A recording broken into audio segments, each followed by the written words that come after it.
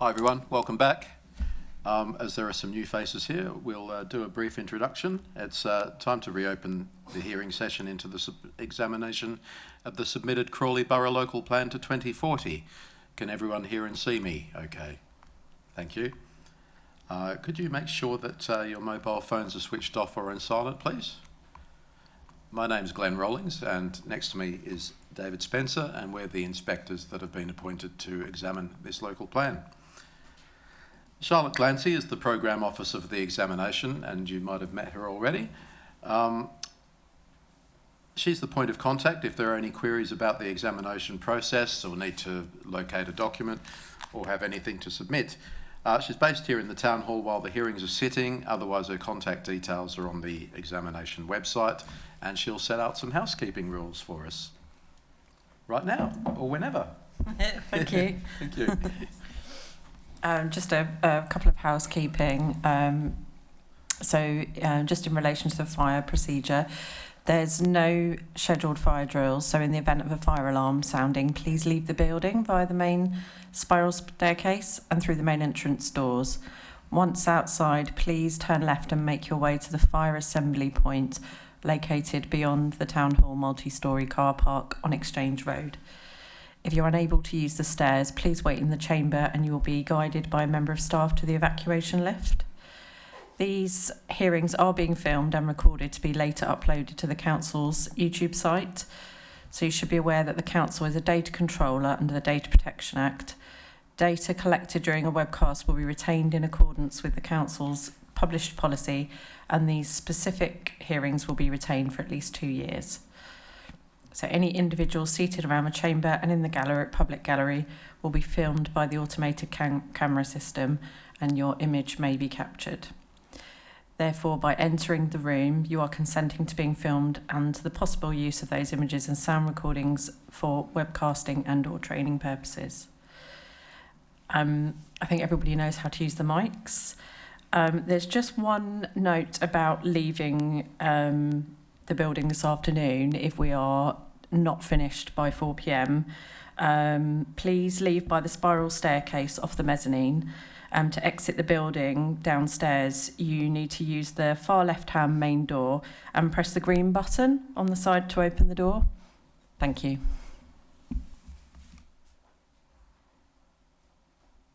Thank you, Charlotte.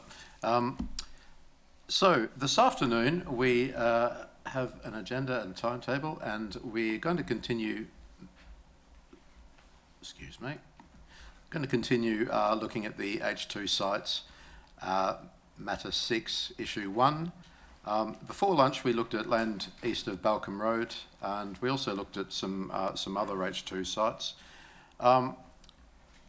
This afternoon, the first thing we're going to look at is Tinsley Lane and Oakwood Football Club. After that, I've got some questions on the recreational space policies. We thought it would be easier to speak about recreation space generally, as Tinsley Lane is wrapped up in that issue as well. After that, we'll be asking questions on the housing mix, affordable housing, and more questions on Matter 6, Issue 4, the housing land supply. And at some point, there'll be a 10 to 15 minute break as well.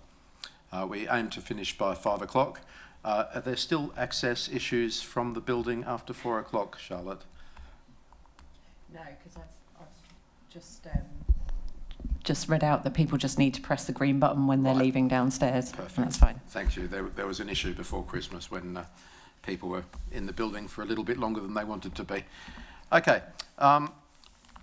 We also had a bit of time before lunch, so we spoke about other housing sites, which we were going to do after lunch.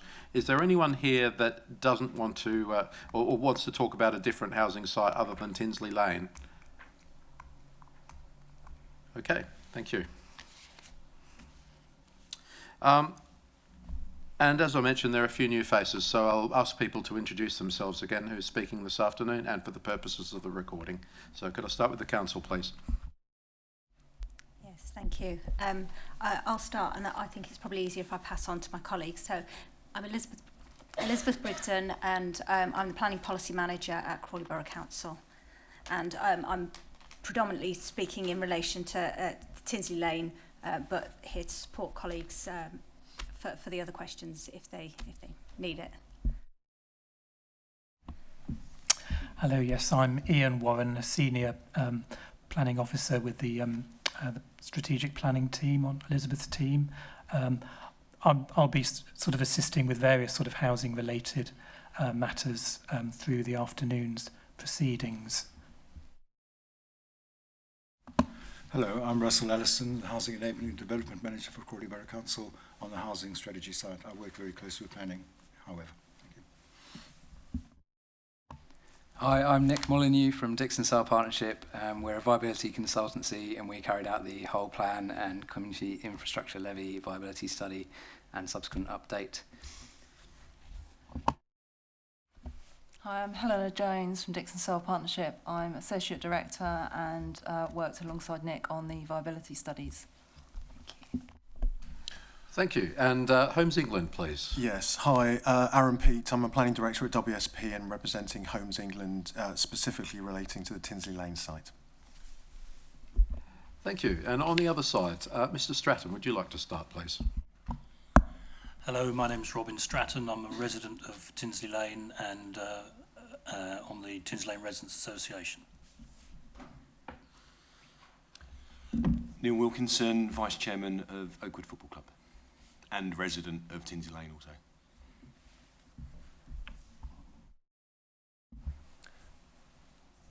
Mark Hendy, Senior Planning Manager for Persimmon Homes. I'm here in relation to Matter 6, Issues 1 and Issue 4.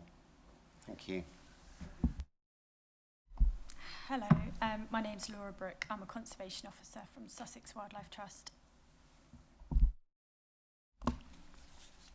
Thank you very much.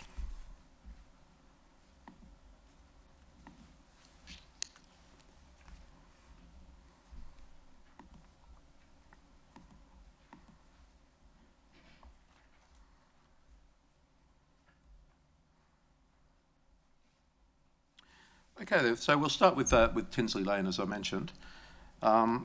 Mr. Stratton, I've reread your submission and I've got it open in front of the screen if you want to refer to anything, as I have with all the parties here. First of all, a question for the council. What's the status of the current application? Yes, so it's an application for outline consent, which is pending determination. It was submitted in 2021. It's been held up primarily by issues of water neutrality. And there's quite a checklist there on policy H2 of what you expect the site to accommodate.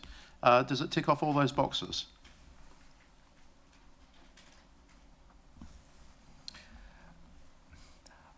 I think most of the items on the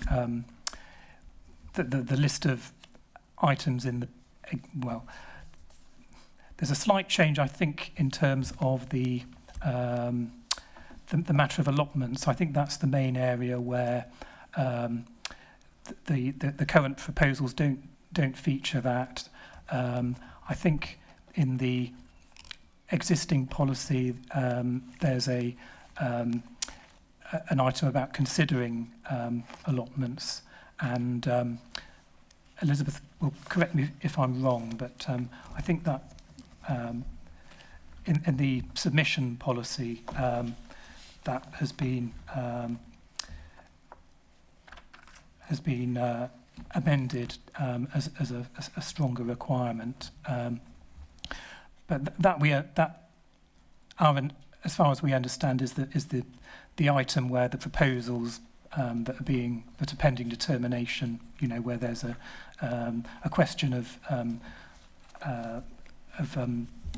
compliance, if you like. But we understand that the current proposals were submitted under the existing policy. The previous application, which was refused, was likewise considered under the existing policy. So yes, that's the main area of difference, I suppose, in terms of the items. In terms of, since following submission, we've got we're proposing a couple of changes to the allocation policy, which are set out in our schedule of suggested modifications, and the one that's relevant to the sort of on-site infrastructure requirements is that the requirement for the 3G pitch is switched round. So rather than saying that the junior pitch has to be 3G, it now says that the senior pitch has to be 3G. But that, yes, the application is already on that basis. Sorry, just to the newcomers, one thing I did neglect to say was if you do want to jump in at any point, just put your name plate like that, and I'll get to you when I can. In terms of the time frame, the likelihood of considering the application prior to the adoption of this plan, then, is that likely at all? There's a fair chance of it. I would suggest it's not definite, but you know, it's a pending application that has been mainly delayed by the matter of water neutrality, but subject to that being overcome, you know, it could come forward to committee in advance of the adoption of the plan. Is the would the water neutrality requirements move along as a result of this draft plan being at an advanced stage then?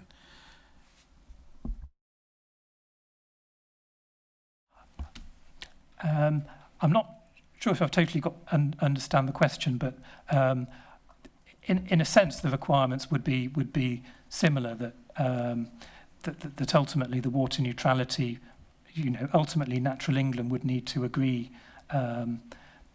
would need to agree that the development would be able to happen on a water neutral basis. So either way, it would still be subject to that. Sorry, I should have made myself clearer on that question. What I meant that is, are any of the locked developments which can't move at the moment because of water neutrality issues dependent on this plan being adopted and the subsequent water neutrality provisions therein becoming policy? The reason that I asked was that it just struck me then is if this is being held up as a matter of water neutrality, and it can then be approved because the plan is in place or the plan is at an advanced stage, the same would apply with the allotments clause in the requirements in policy H2.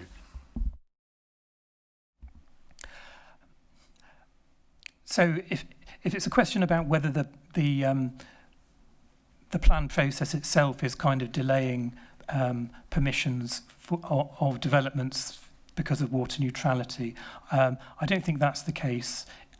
We've got a number of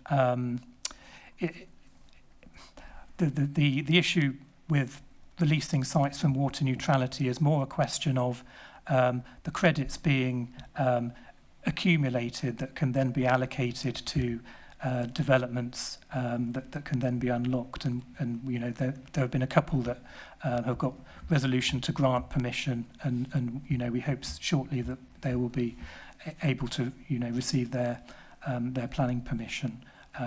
So you know I don't think the plan process is necessarily imposing additional delays that are specifically related to water neutrality. That's very clear. Thank you.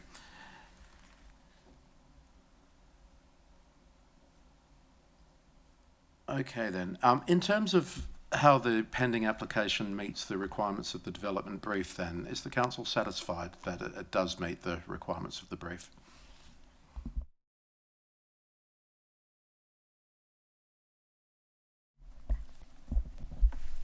I'm not the case officer for the development management application. I think that we worked very closely with Homes England in the preparation of the development brief itself, and I think that the application reflects that work. I think that essentially the planning committee will be making their final decisions on whether or not they feel that it's a successful and appropriate application.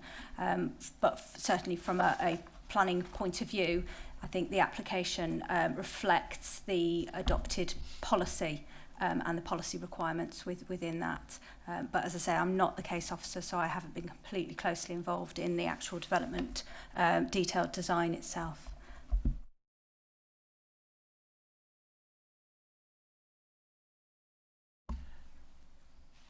Okay then. The next thing I'd like to look at is the accessibility onto the site, which is, I understand, is going to be via Birchley for the residential component of the development. Does the council consider this to be an accessible site generally in terms of all transport modes? In terms of its location, yes, I think it is considered to be an accessible site, and certainly can be made to be more accessible, subject to improved bus services. It is located within the urban area and within the neighbourhoods.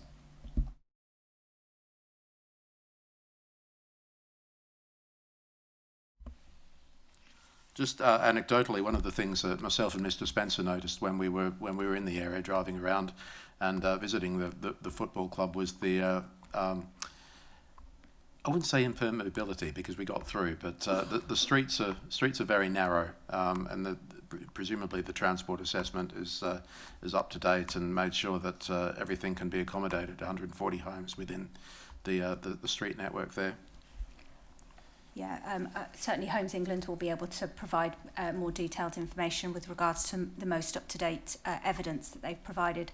Certainly when we were producing the development brief, that was something that we recognised, and that is one of the reasons why you find in the development brief itself on page, I think, on page 12, where we talk about the indicative figure for capacity within the site.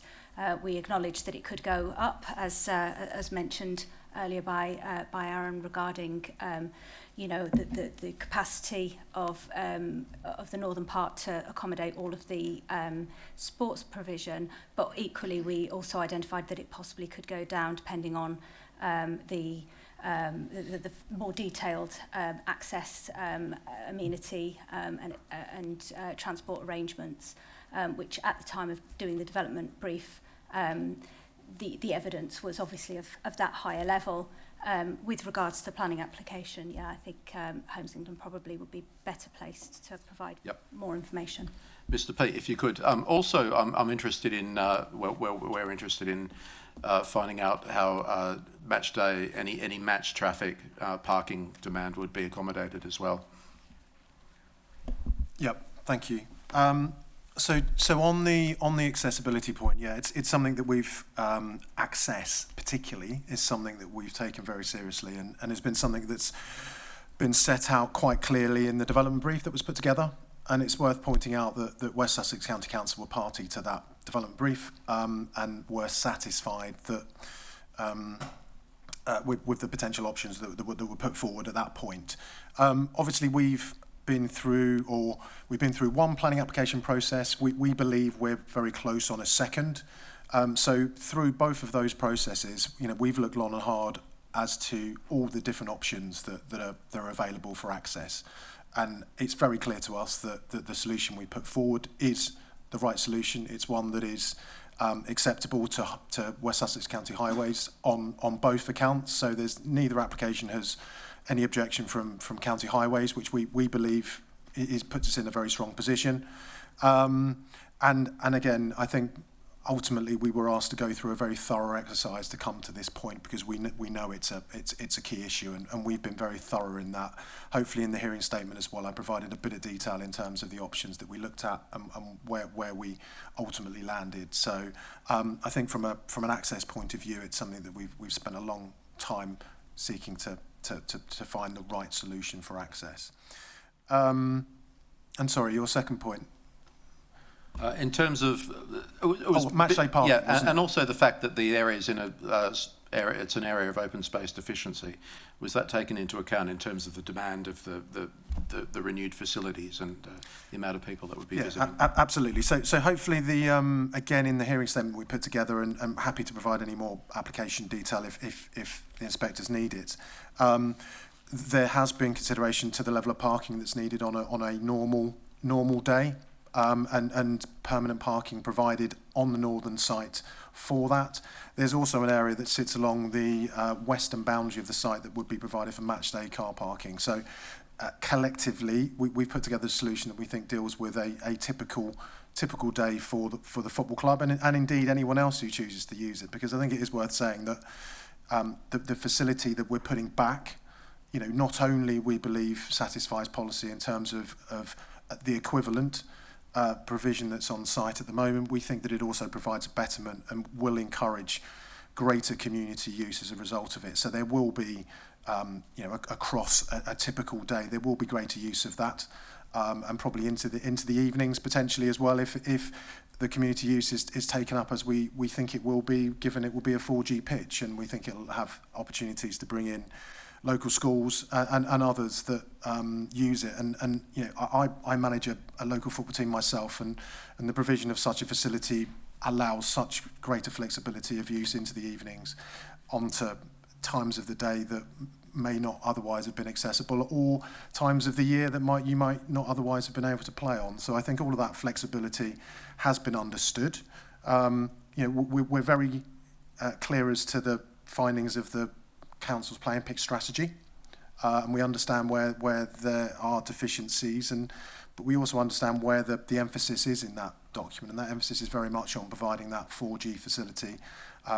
We know very recently that the Three Bridges Football Club have also been successful in their permission to replace their current grass pitch with a 4G pitch. So, you know, that 4G provision will be coming forward. At Three Bridges, will be coming forward here if we're successful. So, you know, I think we're keying into that level of provision as well. Thank you. It seems a good moment to bring the football club in there. Thank you. The provisions that Homes England made, I just want to check that you used the data, the revised data from the new Oakwood committee and not the previous chairman. In the application, we revised the numbers because the chairman inaccurately put half of the club's usage, and the club has grown significantly since. So the treasurer and the chairman and myself and the secretary updated that data about a year or two ago, and I just want to make sure that those provisions are in place. We have up to 100 children and parents at a weekend, and parking on the actual plan looks like 20-30 cars. That means there's going to be a bigger demand on parking on the streets around the residents. So the crossover as well, there's a lot of 4 or 5 teams coming in, 6 teams, and then that crossover on the weekend, it becomes busy. So I just want to make sure those provisions have been taken care of. Thanks. Yes, so we've used the information that's been provided by Sarah Daly, I believe. And I think, again, I have tried to point it out in our hearing statement, but the provision of the 4G provides for, and again, we were very clear on the growth of the club since the previous allocation, but also the growth of the club since the application was put in originally. So I think I referenced in my statement that you know, there are now more teams using the same facility than there were, and great. I'm really pleased to see that Oakwood have grown as a club genuinely. As a football coach myself, it's great to see. What we've sought to do is the provision of the 4G. So I don't know whether you may recall from the various correspondence, but we were originally providing the 9x9 as being 4G. And through conversations with the club, through conversations about usage, through conversations with Sport England, we've flipped that. So now we're providing the full adult pitch as being 4G. And I think that enables not only the provision for the current use of Oakwood, which I understood was about 19 teams, there or thereabouts, 2021. It will enable, up to, I think 38 is what they call it, and this is using FA guidelines as well. And yes, there may need to be a bit of flexibility in terms of when that's used, but that is Sport England's position, is that not only will we provide for the club, we provide for the growth that hopefully will come with the club as well. But we think there's going to be extra over for the community as well. So for other teams who may want to use it, and as I say, as a football coach myself, I know that actually it's very useful to be able to split the pitch, to be able to use them at the same time, as well as obviously have dedicated use for the first teams that are there, which is normally afternoons, mornings for youth football, Saturdays and Sundays. So that flexibility and be able to split the pitch, I think really does provide that flexibility that isn't currently there. Thank you. Ms Brigden? Yeah, I was just going to say, from the evidence provided by Homes England in relation to sports pitches, I think we are comfortable that it covers. I think there was a concern that it hadn't taken into account the growth of the club, which has been quite substantial from when we had originally looked at it. But I think that actually by the proposed modification, whereby we're reflecting what they're proposing as part of the application for the 3 or 4G pitch to be the senior, I think that comfortably provides the capacity for the current position. I think that there's still uncertainty if this application doesn't go forward, whether or not there's future growth to be taken into account, but you can see that there's a long way to go to get to 38.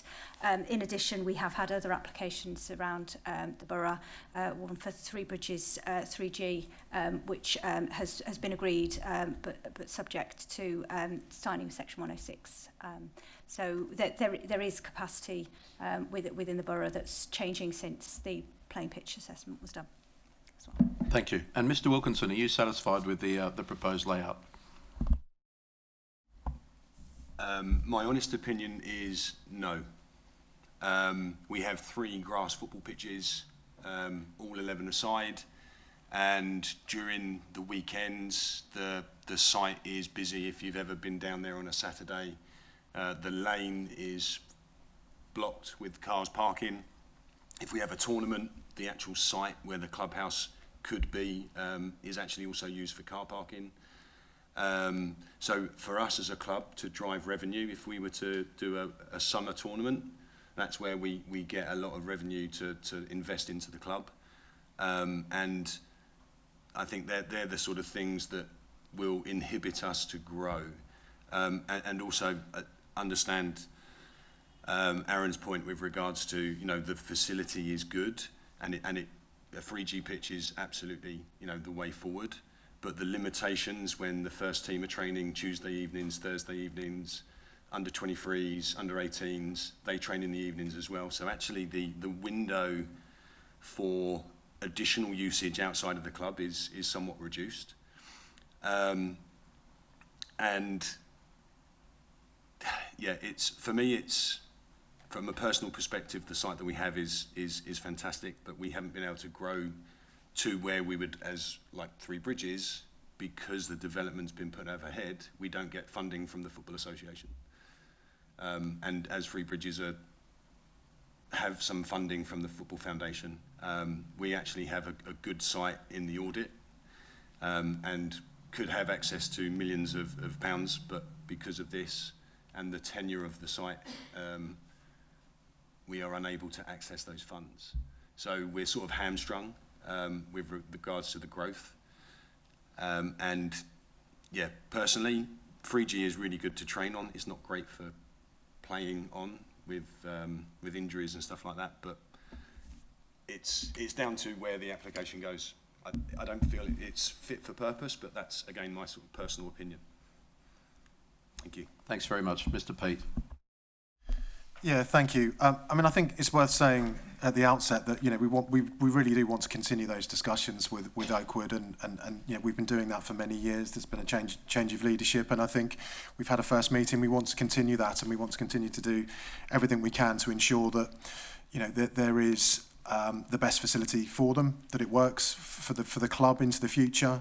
I live in Horsham, and, you know, seeing Horsham Football Club take on a facility where it's 4G, it's got the clubhouse, it's been future proofed.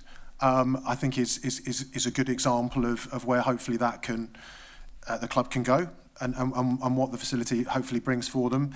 In terms of tournament car parking, again, having a tiny bit of experience of this, you know, I don't think we should be expected to provide parking for a specific tournament that will happen maybe once a year. Certainly my experience of that is you know, there will be opportunities elsewhere to provide for a particular event car parking. You know, certainly what we believe we're doing is providing for parking and match day parking on a typical event, match day, as it were.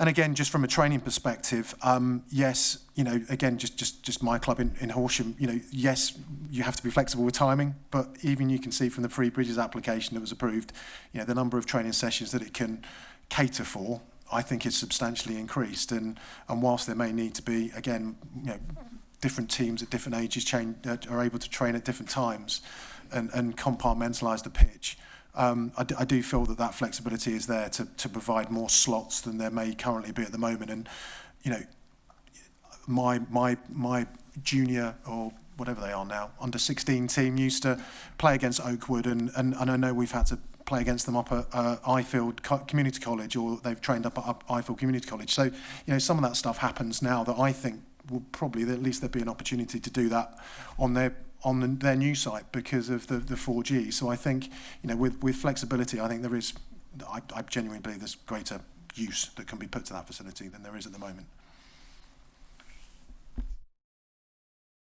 Are there any other comments on pitch provision? Yeah, just with regards to the tournament, it's not just the parking, it's the 3 pitches that we use for the tournament. So that caters for, I think we had 500, 600 kids turn up, you know, with adults, and, you know, it's a whole revenue stream for us that supports us into the next season. So car parking is an issue, but it's the actual site that allows us to get however many 50, 60 teams turn up over a weekend and spend money with us. So parking is crucial, but it's the actual site as well. Thank you. Thank you. So I'm just going to interject. Probably shows my ignorance of things. The policy in terms of the policy, yes, the policy is currently provided, and the proposed amendment is to 3G. There's been a lot of references to 4G. Am I missing something? And should the proposed modification refer to 4G or 3G and 4G interchangeable terms?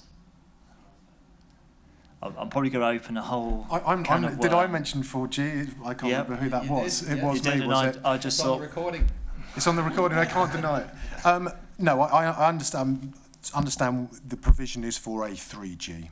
That's that. Apologies on that. Thanks very much. Yes, yeah, it had a similar effect on me as well. And I have to confess, you might tell from my accent, I didn't grow up here, and I follow a different code of football. And when I hear 3G and 4G, I think of phones. So that's something different. Okay. In terms, sorry, Ms. Brooke. Yeah, I just wondered if I could make a comment in relation to the football pitches. Obviously, there's talk about 4G pitches. Also, I appreciate I'm here to talk about biodiversity and allotments. Also, as a mum of 2 small boys who go onto 3 or 4G pitches, I'm thinking about, we talked about the design there of those pitches. You're also adjacent to an irreplaceable habitat, and those tiny little black specks of plastic that come off 3 or 4G pitches, and the potential recreational use of people walking through that ancient woodland. I'm wondering if there's scope within the design to think about some kind of, I know there's full sustainable 4G pitch designs out there, but some kind of lip or something around that to try and stop some of that black crumb coming off further into that irreplaceable habitat that might happen. It's just a thought. Probably you're feeling it's completely out of context for this discussion. Not at all. But it brings me very neatly onto my next question, which was paragraph 180C of the previous framework in terms of ancient woodland and its effects. And if you could perhaps think about what Ms. Brooks said in your answer as well, that would be great. I know very much that black rubber crumb when I bring it home and deposit it all over the floor. So I know exactly what you're talking about, and I'm sure we can look into how that might be dealt with. I mean, obviously, the idea would be that the people that are using that facility would not be going that way into the woodland. They'd be going back into the car park and out and off as the site. But I totally understand what you're saying. So maybe there is something we can look at to manage that more appropriately. With regard to the irreplaceable habitat, so I think I did mention it earlier this morning, but very much this kind of ancient woodland, not only the ancient woodland, but also the TPOs and the ancient hedgerows that run across the site have been sort of central to how we've had to plan not only the football facility to the north, but also the housing layout to the south.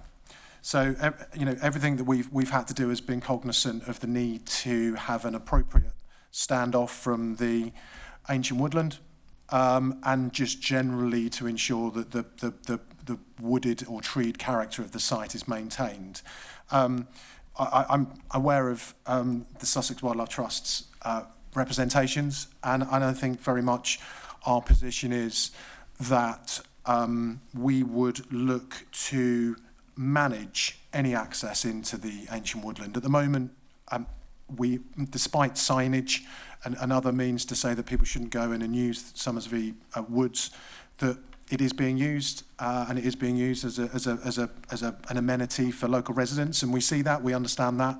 I think what we would like to do, and we see that, I think you made a very good point earlier on about actually, rather than just looking at it as being not impacting on the ancient woodland, I think there are benefits that we can potentially bring through better managed access, through it's not a particularly well managed woodland at the moment. I think it is, and we've done the various phase 1, various ecological surveys that are required as part of any application. That's all been done as part of this process. And there's also a woodland management plan that's been required by the development brief that's in place.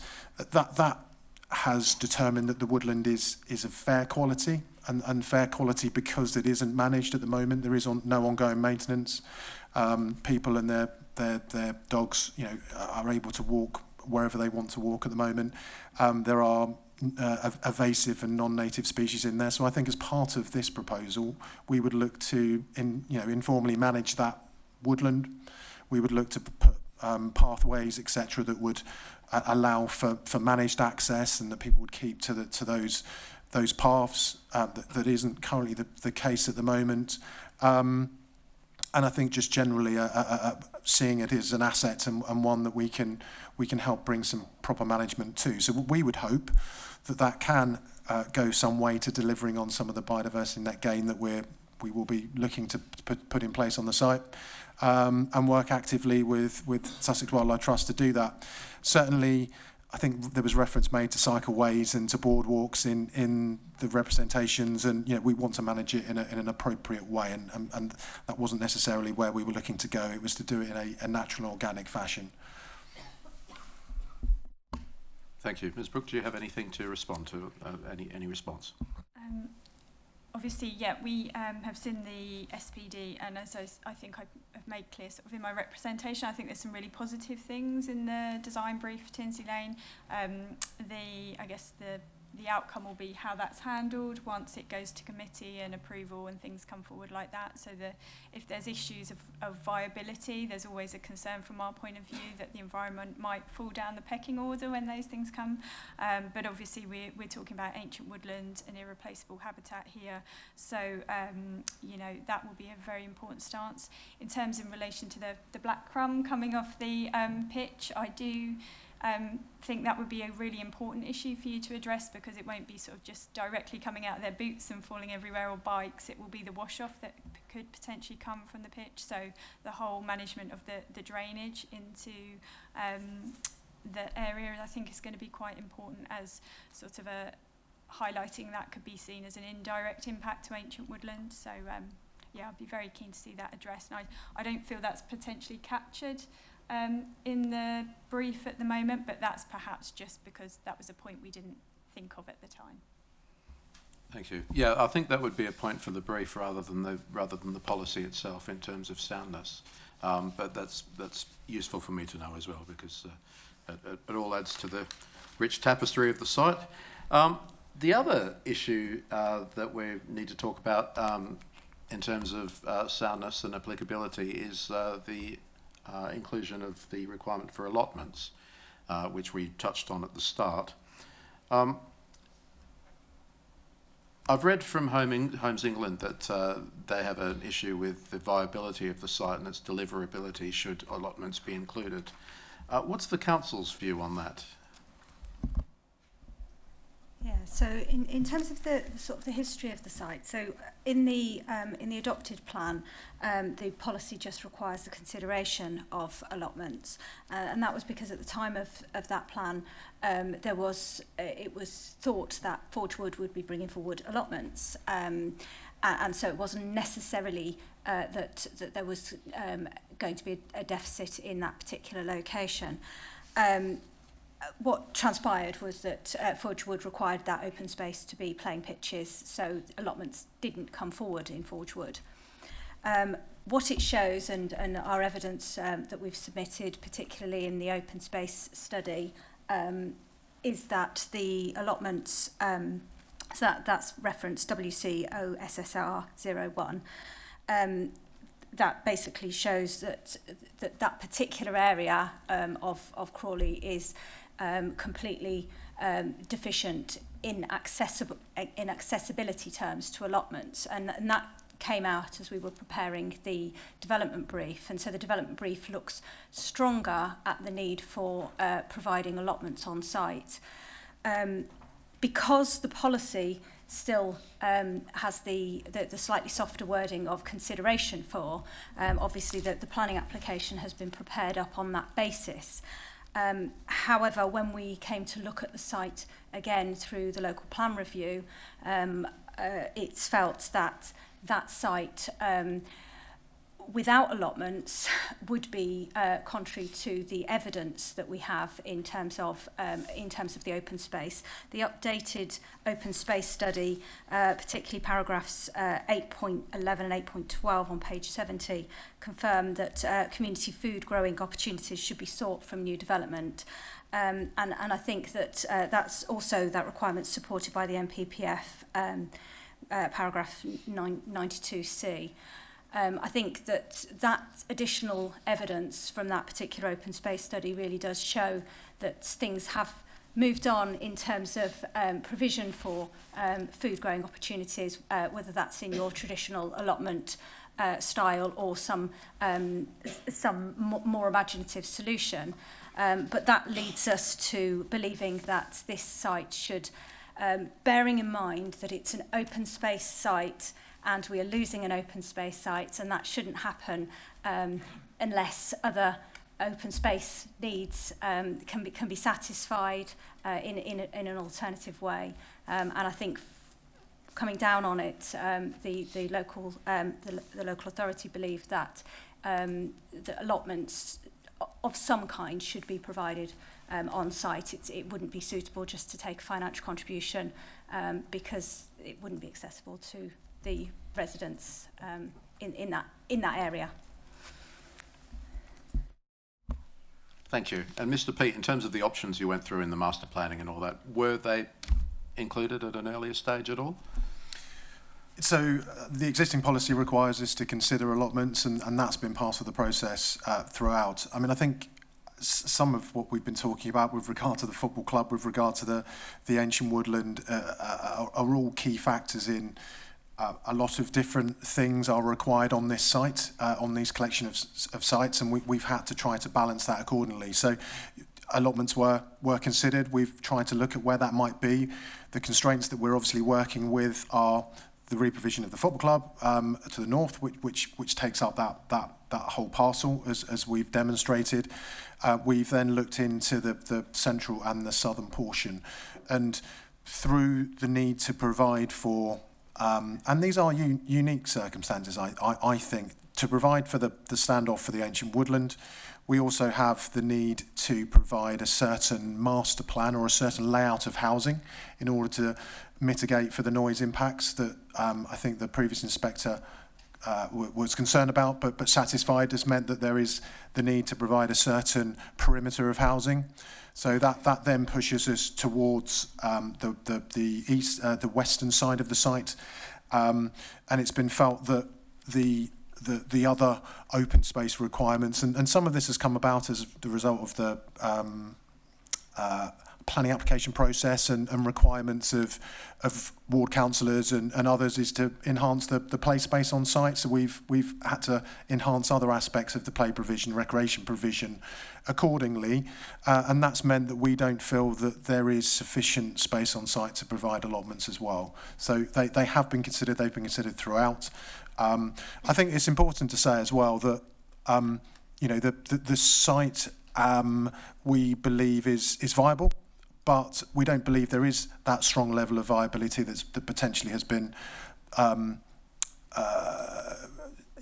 stated by the local authority. And some of that is not only the reprovision of the football club and the enhanced provision that we've sought to put into place, but it's also been because of the policy compliance in terms of affordable housing. I mean, we're looking at 40% affordable housing here. So there are, we are very much looking at some very key provisions here that we feel we're getting right, and we're putting the efforts in the right places. We think having the master planning considerations alongside the viability mean that we think allotments are a step too far. Thank you. Mr. Warren. Thank you. Yes, just to clarify really on the point about viability, we have sort of looked in a bit of detail about the infrastructure requirements in the policy, and we have sort of consulted with Dixon Searle, our viability consultants who are here, about adjustments that might be made to the sort of high level appraisal that's set out in our SIL and local plan viability assessment in relation to this site, and we think on the basis of that the site is viable with the full suite of requirements that are in the proposed policy. The high level appraisal indicated that was the context in which we kind of referred to sort of strong viability. Really, we accept that that there's scope for some refinement of that to take account of some of the more site-specific details, but even allowing for that, we still think that the policy can be viably implemented on the site.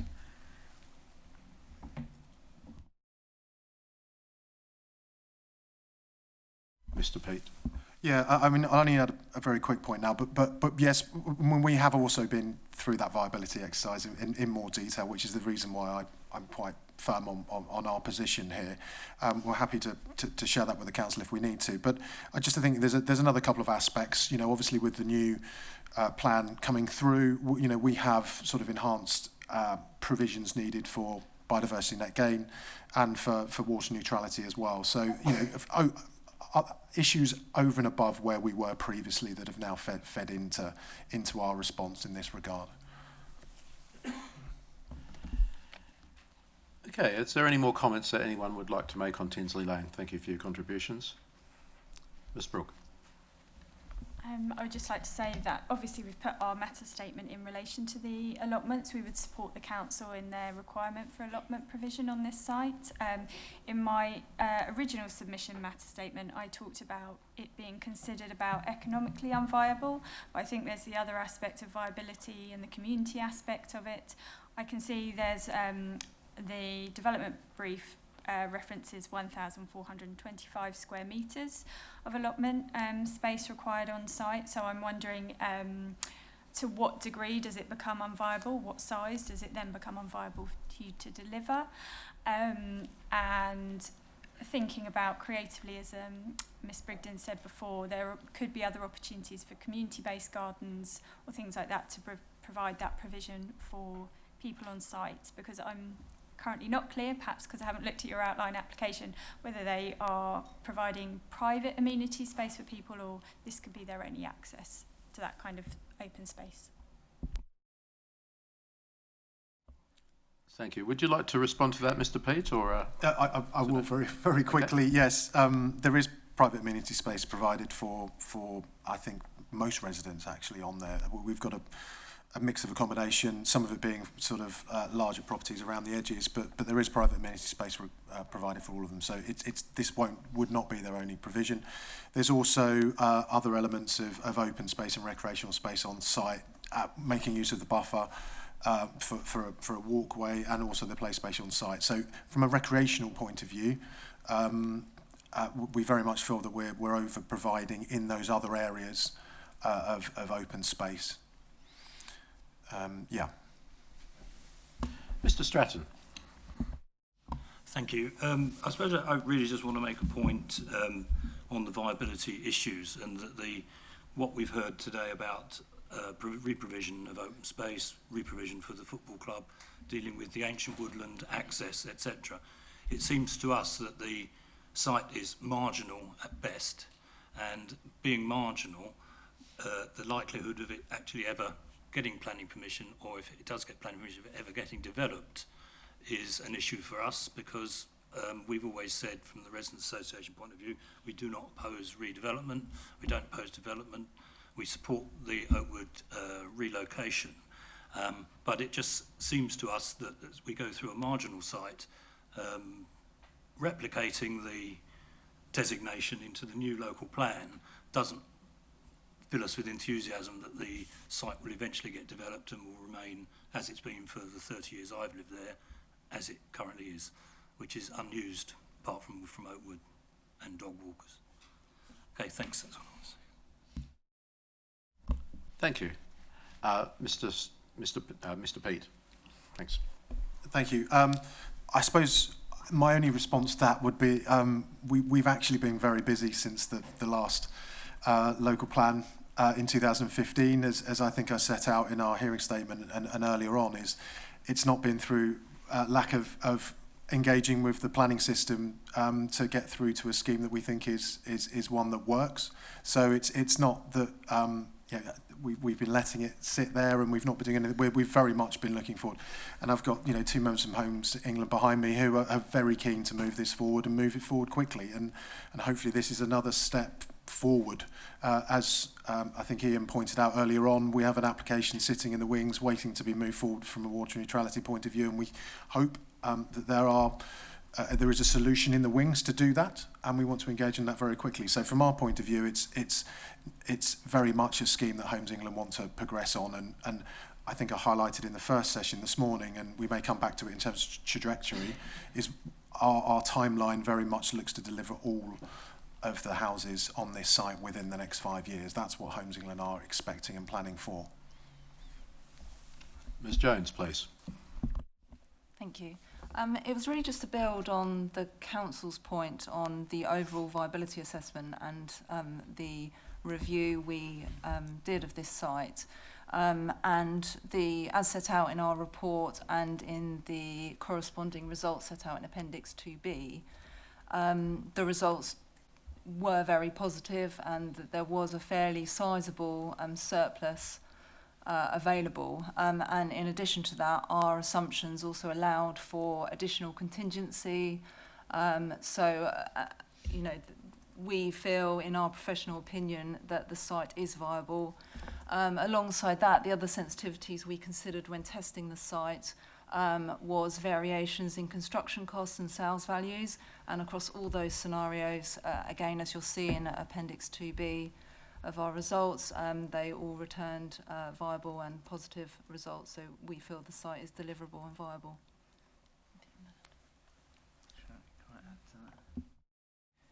Yeah, and just on the issue of allotments, we've looked at the cost of providing allotments.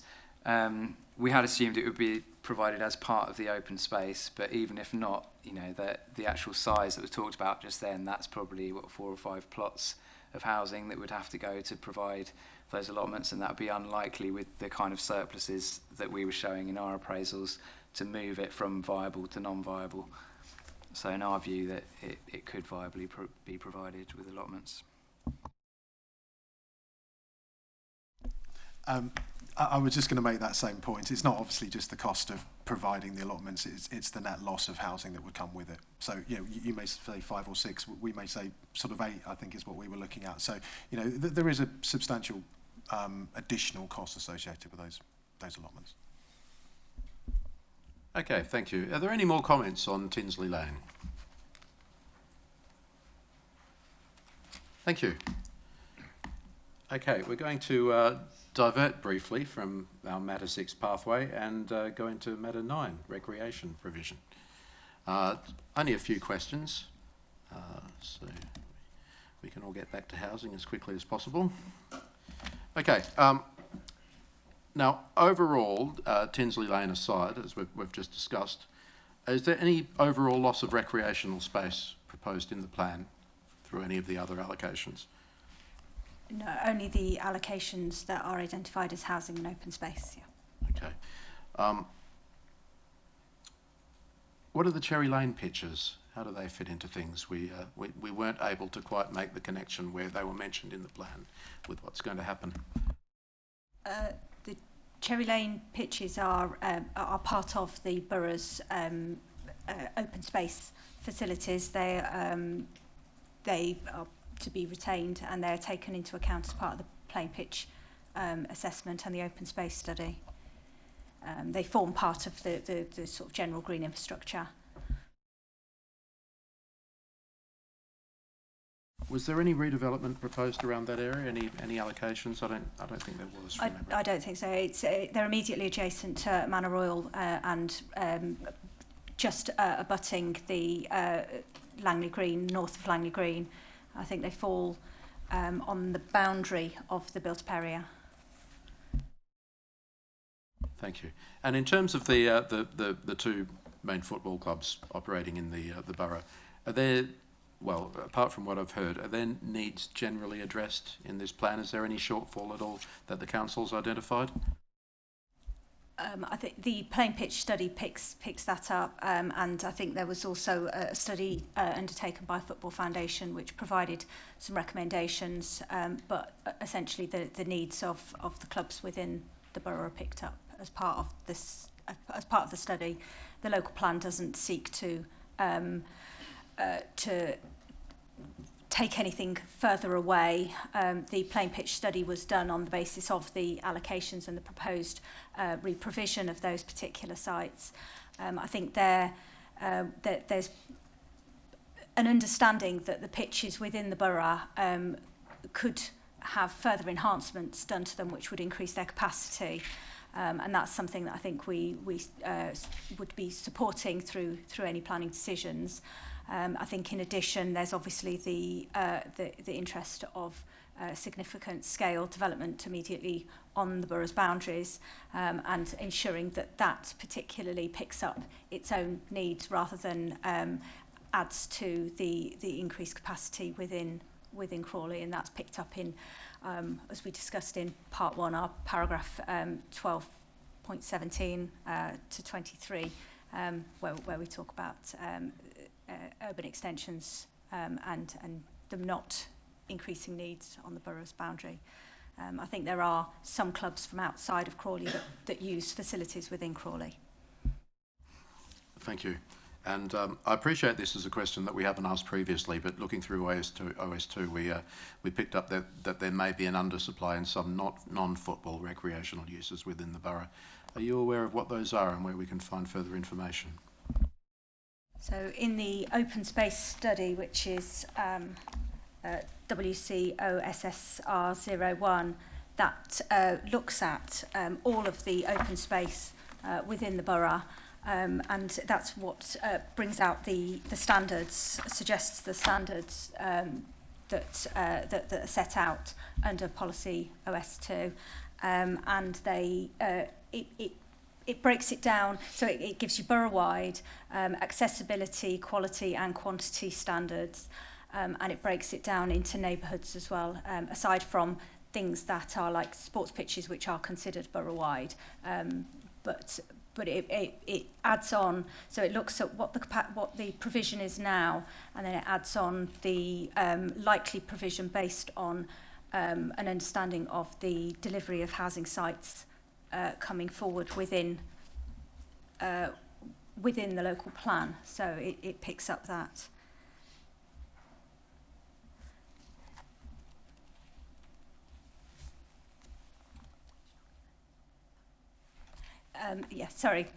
My colleague Sophie, who works on the open space side of things, has just confirmed that page 30 of the open space,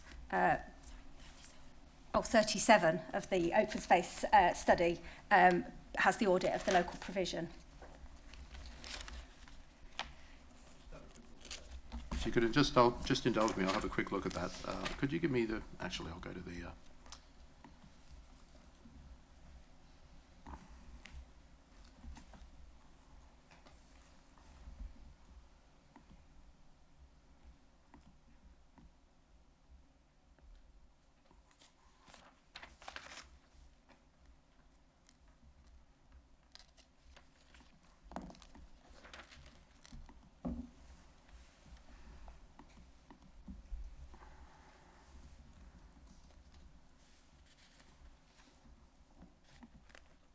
On page 42 as well, it has the open spaces by hectare by 1,000 population for 2019 when the audit was done, and then 2035, which, as I say, adds on the local plan sites. Okay.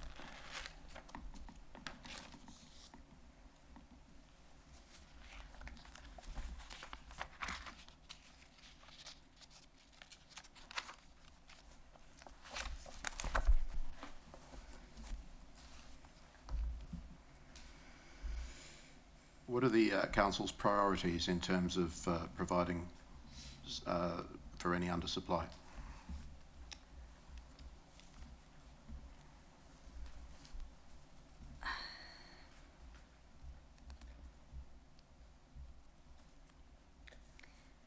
Is that in the strategy document, the playing pitch strategy, part D? Yeah, no, in the open space. Yeah. So in terms of the approach, so the open space study provides its recommendations through the local plan. The council confirms that the quality and the quality and the accessibility of the existing sites would be the priority. So aside from loss of, actually it's making sure that what we have within the borough would be enhanced or maintained to the best of its ability. So where housing sites come forward and they are unable to bring forward open space within them, particularly some of the higher density town centre sites, there is still an acknowledgement that open space access is really critical for those residents. So ensuring safe access to those sites and ensuring that those sites are maintained to allow for an increased capacity use on those sites is the priority. We have some sites within the borough which offer borough-wide benefits, particularly Tilgate Park, which does attract residents from outside of the borough as well as across the borough. But equally as important, particularly for some of our neighbourhoods that are perhaps designed in a more dense fashion or that have higher levels of household size within dwellings, the importance of that access to good quality open space is really the priority, and making sure that what's used is the most usable that it can be. Great, thanks very much. Are there any other comments on any of the other open space policies or modifications? Thanks very much. Mr. Spencer.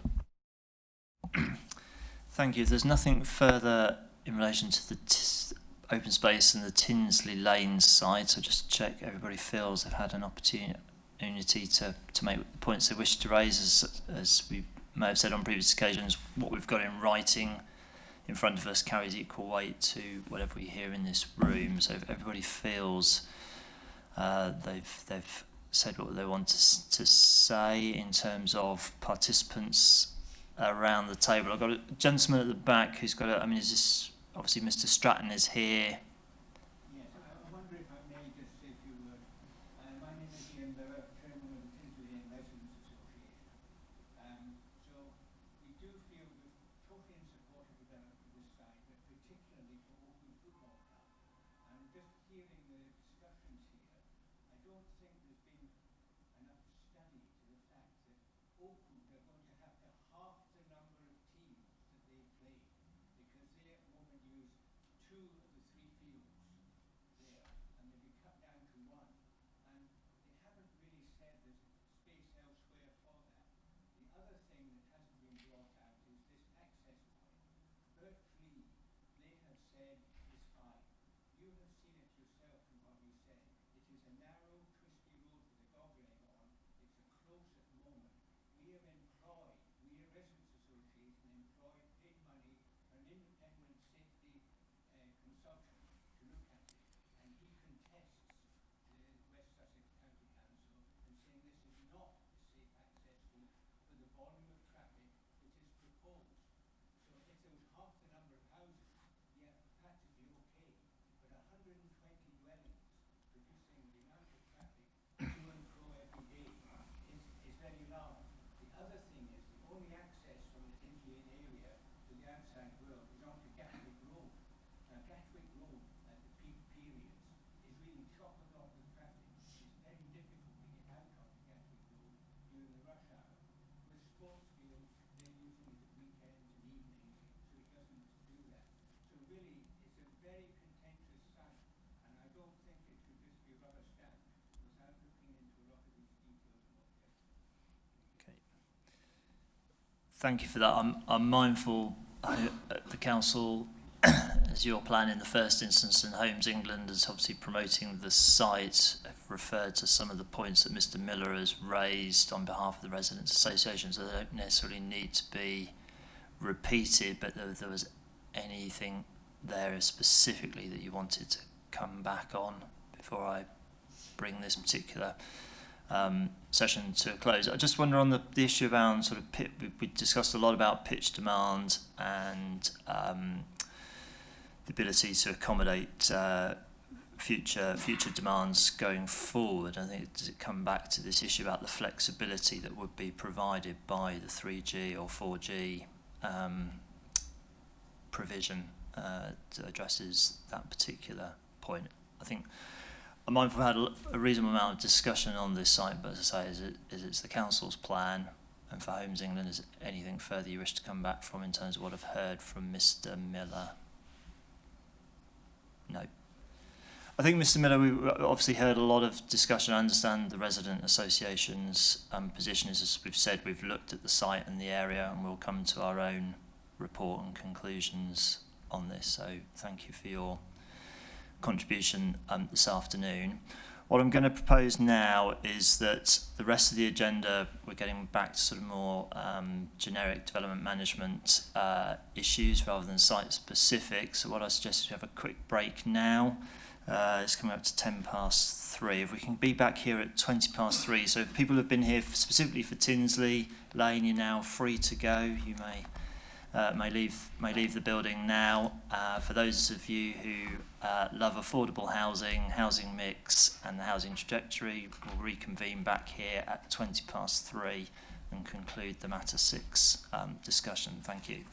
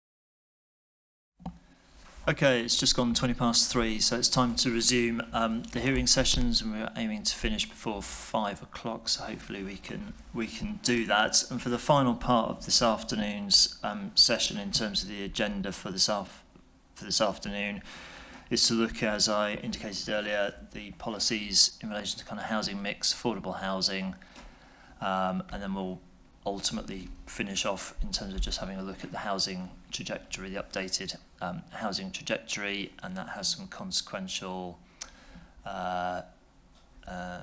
links through to proposed changes to policy H1 in terms of the overall housing requirement and how that will be delivered through the various kind of 5-year phases of the plan. So if I can start first, please, in relation, probably going to start slightly in a slightly interesting place in terms of, I'm going to look at first at strategic housing, strategic policy H5 and the affordable housing policy, and in terms of our matters, issues and questions, back to question 6.9, and we obviously discussed at the part 1 hearings back in November. There's obviously a significant scale of need for affordable housing within the borough to meet accommodation needs. I think it's just under 740 dwellings per annum, so it's almost comparable to your entire local housing need under the standard method.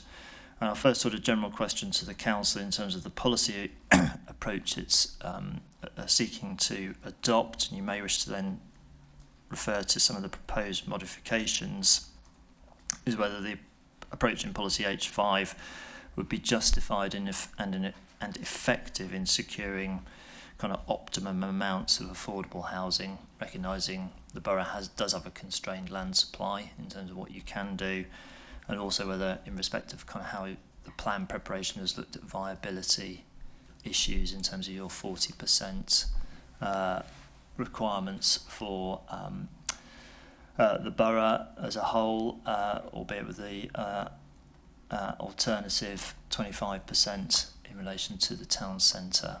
So I can invite the council first, please, in response to that related MIQ. Is it Mr. Warren? Yes. So I suppose to give a kind of overview of the policy H5, it's kind of successor to, I think it's policy H4 in the adopted plan. It carries forward the kind of headline 40% requirement as a kind of headline requirement. The proposed policy introduces a separate requirement in respect of the town centre of 25%. Really, that was something that we our kind of work on the policy was going on at the same time as the viability assessment work was being done, and it was very much out of the findings of that compelled us really to introduce this amended approach in the town centre.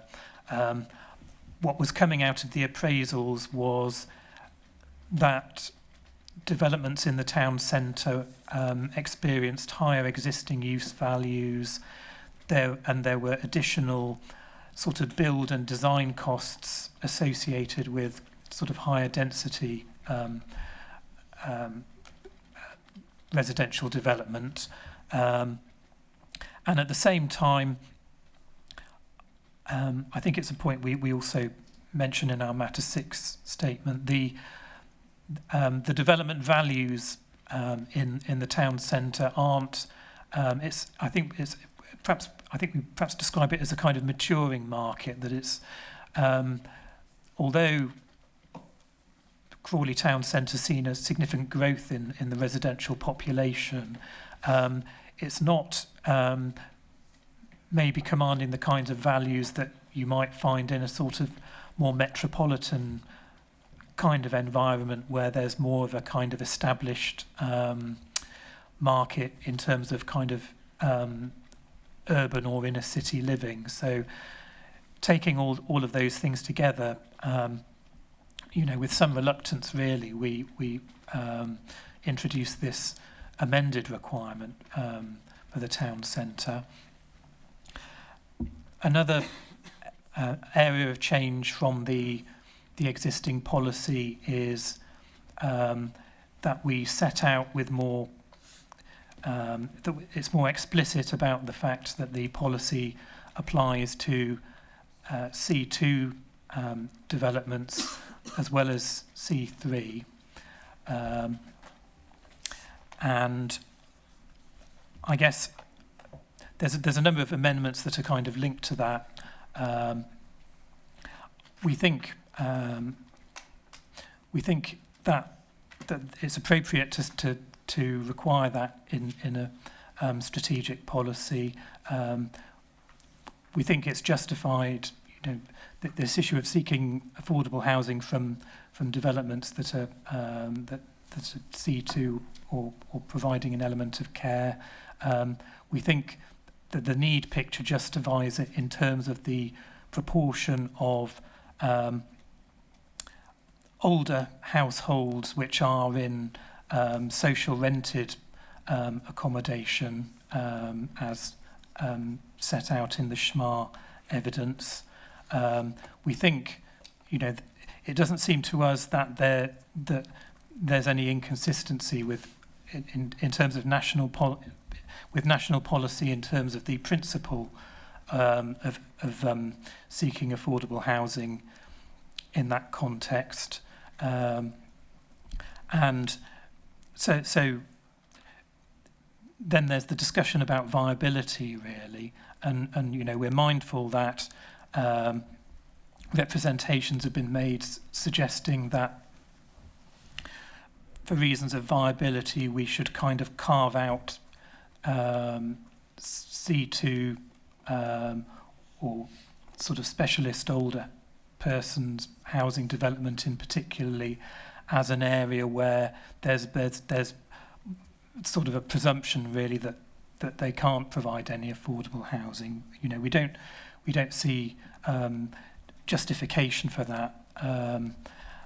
We think the appropriate approach is to set out requirements in strategic policy. We appreciate there's a lot of scope for variety with those types of developments.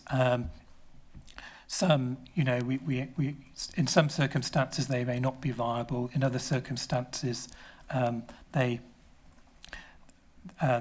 experiences that they are able to make a contribution towards affordable housing.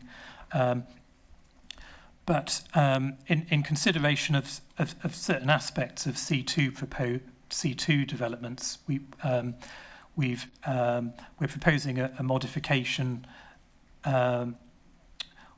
whereby we kind of build on the existing approach that we have with the commuted sums calculator, which is something that we have at the moment in our adopted affordable housing SPD for use in cases where a commuted payment is judged to be acceptable, and that is calculated on the basis of a sort of square metre levy, which is intended to represent a kind of equivalent of the 40% affordable housing requirement. So now in the proposed policy,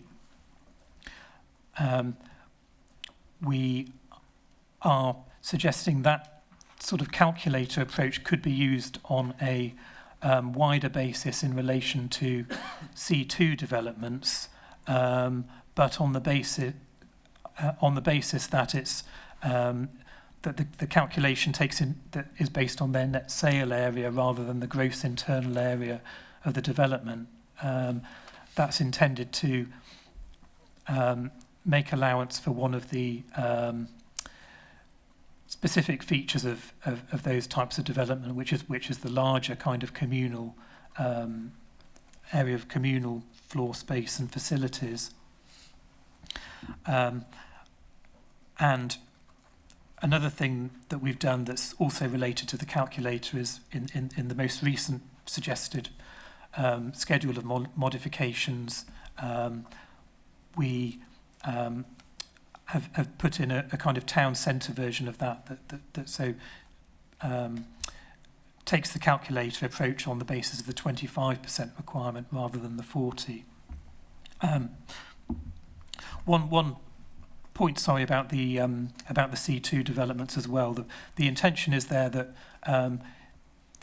it's still the kind of first preference for the provision to be made on site, but the idea is that the sum that comes out of the calculator is then used to buy into the scheme in the context of site, an on-site provision, and that would be our kind of preferred approach, but it would be dependent on cases where West Sussex Social Services were prepared to put the care package in place. So where that's not the case, then it would be provided in the form of a commuted payment. I appreciate that we've put in some, quite complicated suggested modifications both to the policy and the planning obligations annex, kind of supporting that. But those are the kind of the key differences as compared with the previous policy. We've taken into account as well the first homes requirement, which is in national policy as well as part of that.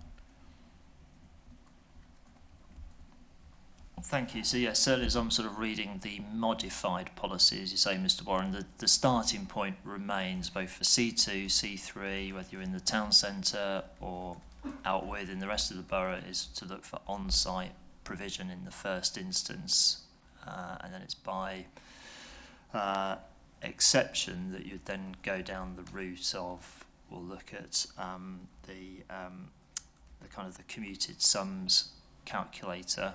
And understand the rationale in terms of the net sales area, particularly for C2 type uses, or it may apply also to kind of like C3 uses where you get kind of retirement living that includes, as you say, those kind of communal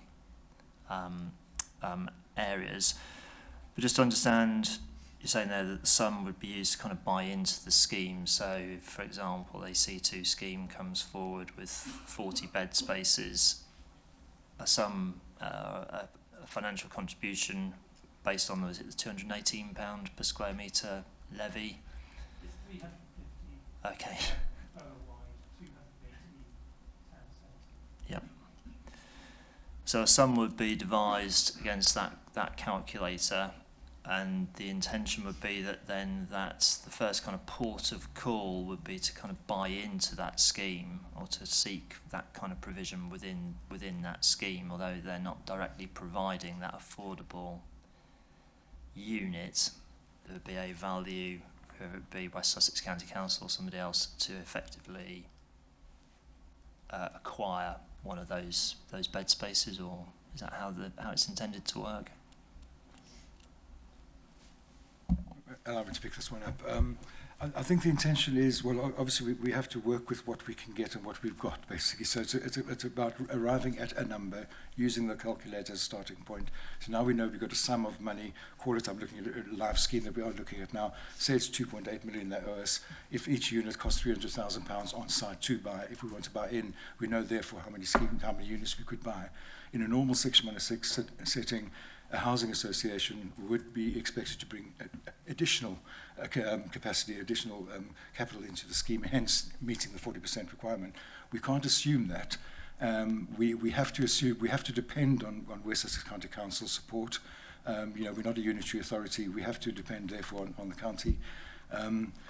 And in which case, if in the first instance, if county are not willing to engage on that scheme, and they will be the ones determining need and demand and value for money, if they're not willing to buy into that scheme, then obviously the default position would be a commuted sum, and we can't go forward with on-site provision without county on board.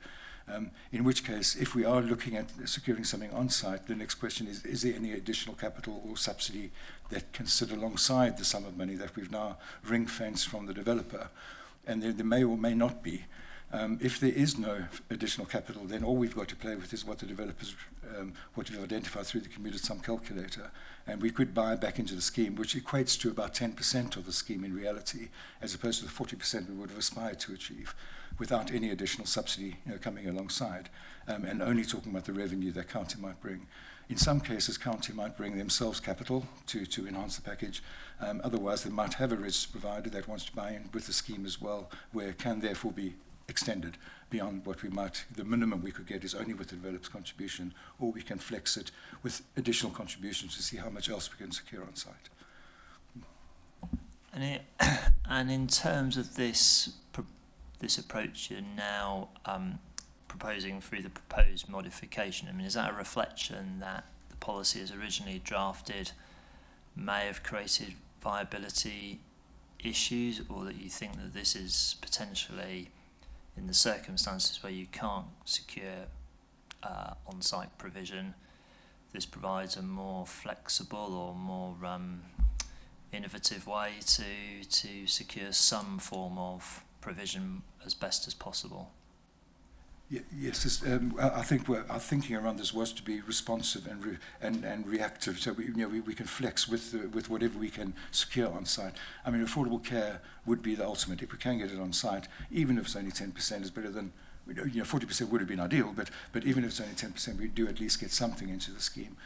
So it does allow that flexibility. I hope I've addressed that question correctly. Yes, yep. That's fine. Thank you. I suppose just in addition to that, I guess the intention, I mean, I think one difficulty with these types of developments is applying the sort of PPG expectation that you do some kind of typology appraisals at the plan making stage, and that gives you a kind of policy position that you can then apply consistently without having to go to sort of viability, site-by-site viability appraisals. I think there are challenges with that generally in relation to sort of older person specialist housing, because of the kind of variety of types of development that can come sort of within that category, really. But I suppose the intention of the proposed approach would be to reduce limit the kind of circumstances in which it would be necessary to go to sort of site-specific viability appraisals. Indeed, in accordance with the National Planning Policy Framework, in terms of setting out through the plan generally policy requirements that are going to be viable without, as you say, Mr. Warren, then finding yourself in a succession of individual site-by-site appraisals. Just in terms, just looking at the structure of the proposed changes, and just I think I may have conflated particular use classes. So outside of the town centre, it's quite clear C3 developments, and these could be older person retirement living. C3 developments would be required to provide 40% affordable housing. It's really the C2 outside of town centres where the council's proposed approach in terms of the sums calculator comes into effect. But within the town centre itself, it's going to apply in respect of both C2 and C3, in terms of C3, irrespective of whether it's older persons or any residential development. Yes, indeed. I think the only difference is the square meterage you're plugging in. Is it the NSA or the GIA, 25% or 40%? So it makes little difference. It's just, the same applies. Yeah. Thank you.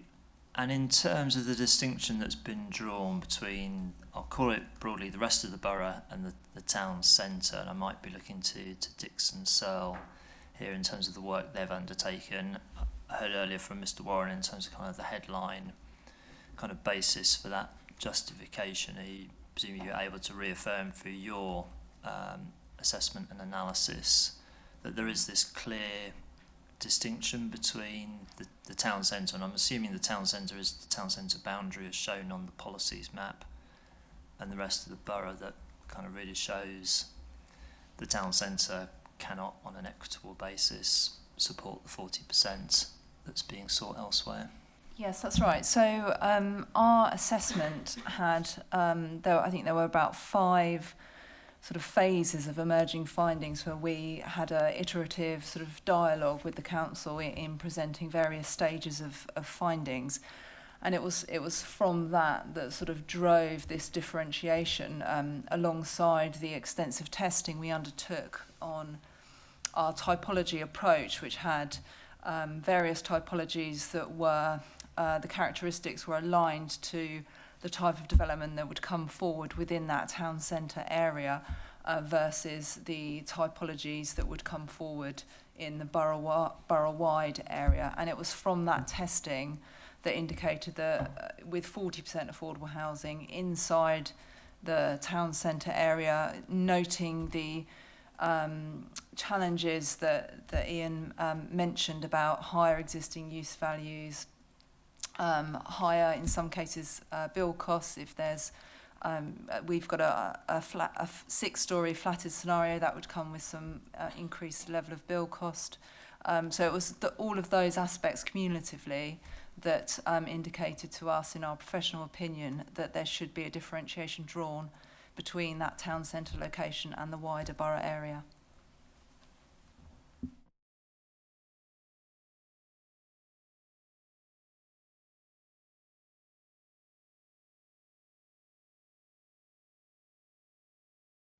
Thank you. I can just check with the council in terms of the various changes that are proposed within Schedule 7E of the proposed modifications. Is it the council's view, has the council formed a view as to whether they would be modifications necessary for plan soundness, or is it a clarification of kind of, well, this is perhaps how we would have done things in practice, and it's clarifying that position? Or would the council have a view if we said, well, we've looked at this, we think the changes are such that cumulatively this would need to be a proposed main modification that went forward for consultation? I don't know. The council have thoughts on that?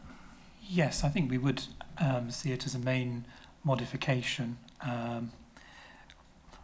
Although I think as well it's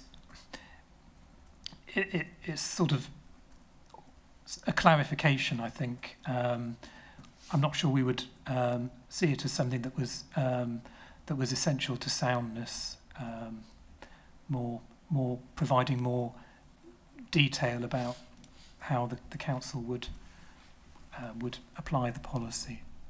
Okay. Thank you. And in terms of the policy itself, as well as the kind of the 40-25% split, it then also seeks different proportions of either social rent, affordable rent, or up to the 25% first homes in terms of outside of the town centre. And then there's obviously a different requirement, I think, within the town centre. Again, is that supported and borne out by the is that informed by the viability appraisal work that's sits alongside the plan? Yeah, yes, that's right. Again, in the sort of two-way dialogue we had with the council, looking at affordable housing tenure, what was something that we discussed in sort of going through this iterative testing process, and the affordable housing tenure approach within the town centre supports a greater proportion of shared ownership alongside the first homes, which has an overall improvement in viability. So again, it's adding to that picture of that town centre area needing the differentiation that we've set out in viability terms.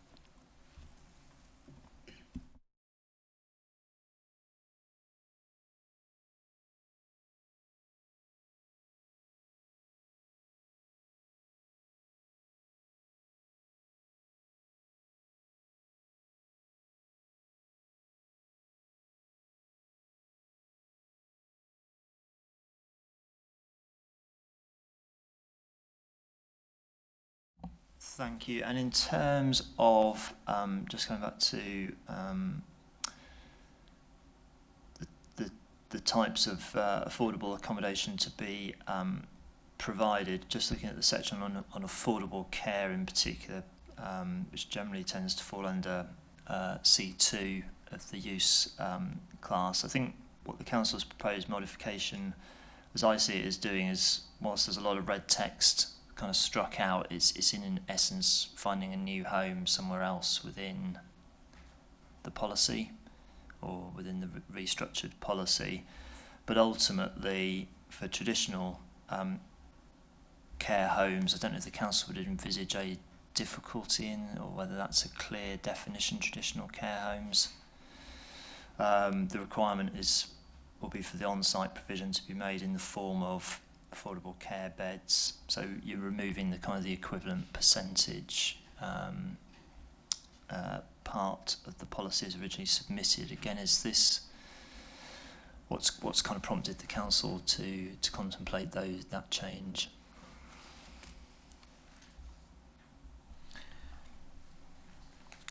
So just to find the right.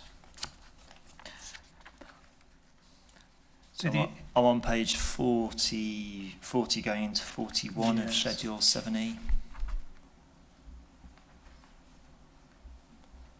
On the affordable care. So yeah. I think, yes, the intention isn't to say that it has to be on site. I think that may, if it sort of appears to say that, then that may be an issue with the way we've worded it. But the idea is that the same the kind of calculator approach could still apply, but in the event of on-site provision, it would be in the form of care beds.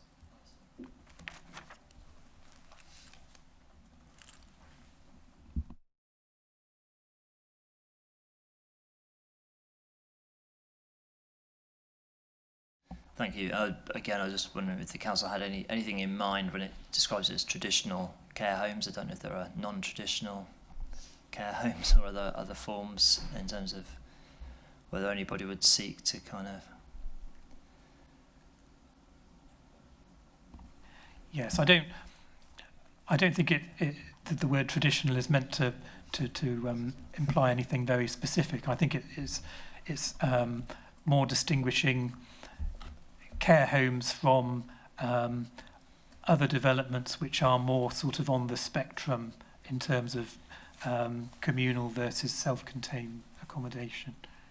No, and understand there are the products out there that are kind of, you think, are very close to sort of in sort of a grey area between retirement living and care provision. Thank you. In terms of, again, still sticking with this policy H5 then, I appreciate this is a continuation as policy H4 from the previous plan, and I think the council has identified that approach has been upheld at appeal as part of your statement. But in terms of seeking affordable housing requirement, particularly on smaller sites, less than 10 units, which is something the MPPF generally cautions against at paragraph 64. again, does this approach in relation to smaller sites remain justified in terms of Crawley's position and the character of the borough? And again, is it something that's proven or demonstrated to be viable in terms of the work that supports policy H5? If I start with Mr. Warren in terms of the justification for seeking affordable housing on smaller sites, and I might turn to Dixon Seal in terms of its viability. Yeah, so we would see the justification in being the sort of Crawley specific, really, the proportion of our housing supply which comes from sites of that size. We've sort of put evidence on this in the housing needs topic paper,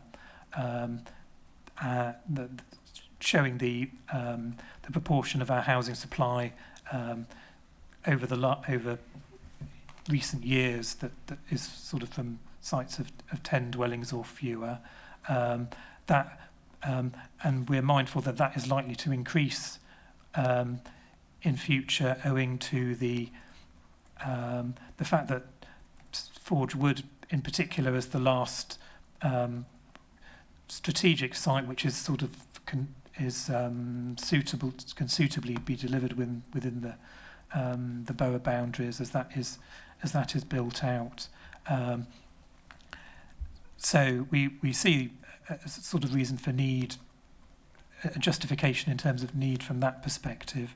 In terms of viability, I think the viability evidence shows that they are viable, and Dixon Sill can kind of expand on that. But I guess also mention that the approach that we've got in both the existing policy and that we would seek to take forward is that the kind of headline requirement is progressively reduced in where there's a commuted sum being calculated. So the calculator gradually steps down from 40% as the sites become smaller, essentially, and so that the intention of that is really to avoid a kind of cliff edge in terms of sort of site size and development size, and in terms of when affordable housing requirements kick in. So perhaps I can turn to Dixon Seal. So I think as Mr. Warren has indicated, the council's, I think it's set out in the planning obligations annex as kind of this tapered approach on smaller sites. Have you found as part of the preparation behind this plan that still remains a viable approach on smaller sites? I mean, down to one dwelling. Yeah, so we tested typologies beneath the 10-unit threshold, applying the financial contributions approach as set out in the council's planning obligations annex. And yes, we found that those sites on either greenfield or in a PDL scenario were viable on that basis. Yeah, only to add, we tested small sites of flats as well as houses, and in town centre and borough-wide as well.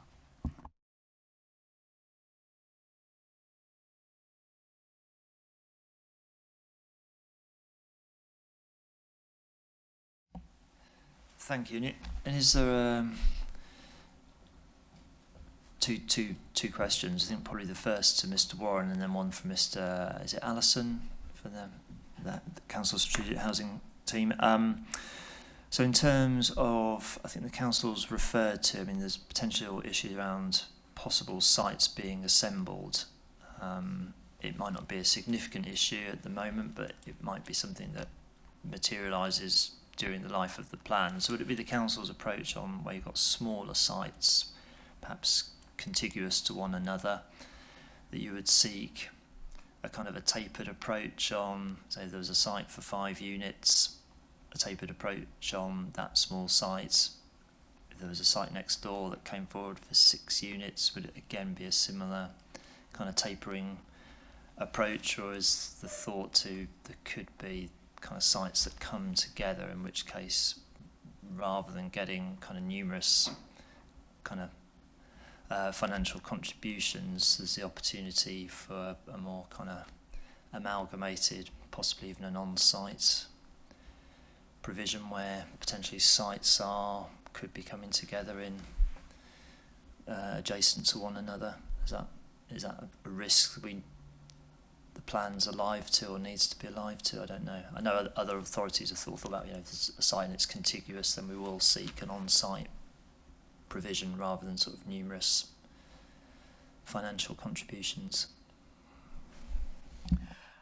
That historically, that's not an issue we've really encountered in Crawley, I think, because of the nature of the borough as a sort of built-up area, and it's unusual to find kind of site areas above a fairly small size, and when they are kind of parcels that are contiguous and from one perspective kind of could be seen as one development. Our expectation would probably for that to come forward as a single building, for example, rather than groups of houses. So it's not something that is an issue I'm aware of having arisen at all in Crawley. As such, the plan doesn't make kind of specific comment on that. Yes, I don't know if Mr. Allison would like to add anything. I can't put a name to it, but I do recall there was something similar in historically, where it was more up to the planners being vigilant to see the two coming together, and then we did latch onto it as a larger site. I know we have Stoner Court or something like that comes to my mind, going back a while. But so there are various ways. If we saw there was that they were trying to do a workaround by splitting it up, and we were vigilant to it, yes, indeed, I suppose then we would say, no, this is where, and it comes also back down to maximising identification, maximising the site. So, that's also the other side of the policy. So, planners would always be pushing to see if we can get more out of a site.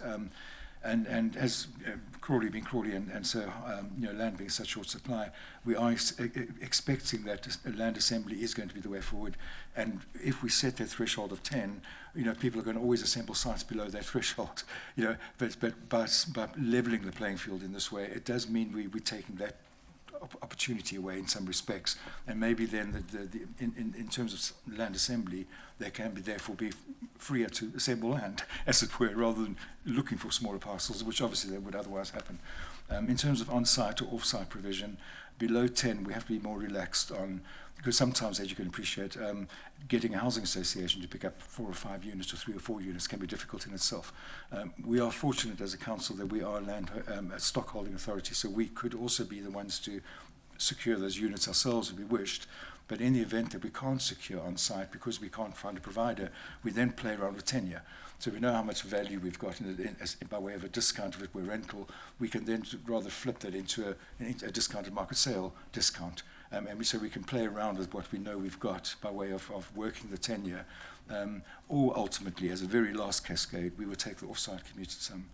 But if we can get, if it's not a rental, we could get a discounted market sale, be a 30%, 40%, 50% discount. We can work with the numbers that we've got.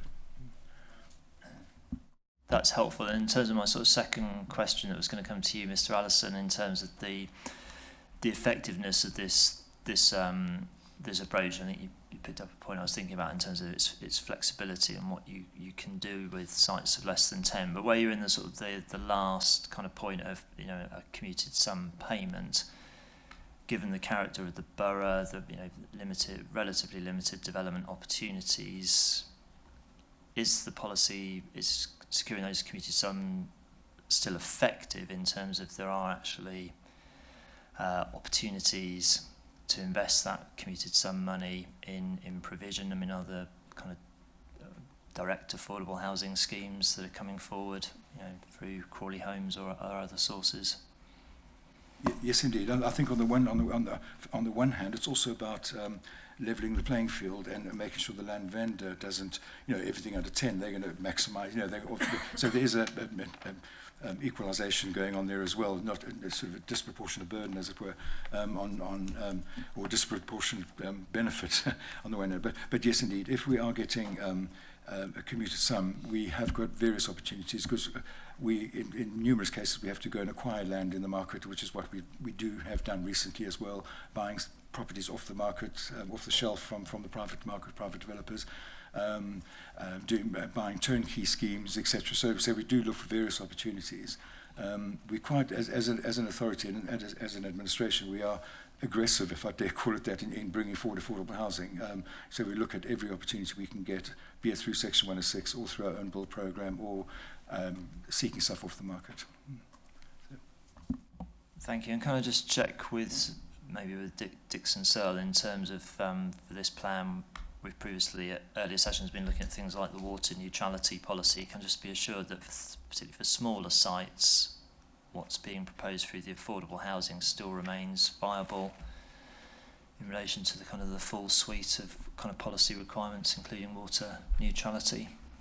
So, although within our viability update that we completed at the end of 2022, we only looked at 3 typologies, and they were not sites beneath 10. However, the results from our original assessment we consider remain viable, particularly given that through that update work we did, we learned and were informed by the JBA consulting report that the cost to achieve nutrient neutrality, both the on-site requirements as well as offsetting, was approximately £2,000 a dwelling, which is what we applied within that testing. Now, if we square that back to an approximate pound per square metre rate, it's £23 a square metre. And if we look at that on a percentage of build cost, that's approximately 1.3% of build cost, of base build cost. So overall, it's a relatively small cost requirement on development, and therefore the results that are set out within our main viability study are strong enough to support that additional level of cost linked to water neutrality. Thank you for that. Are there any further submissions people wish to make in relation to strategic policy H5 on affordable housing? No. I've got no further questions. We'll obviously look at the Council's proposed change to policy H5. I mean, certainly first reading is, you know, these are, I think, for sort of plan effectiveness, if that's a kind of a way of kind of dealing with the clarity issue, you know, proposed main modification that we probably need to see go forward as part of the future consultation on main modifications. Thank you. There's nothing further then on affordable housing. I'm going to come slightly back on myself then to housing mix, and this is policy H4, and it was in response to our MIQ 613, and I think a general question, I think, to the Council in this instance in terms of whether the policy will be effective in securing an appropriate mix that reflects the evidence in the strategic housing market assessment, whether there's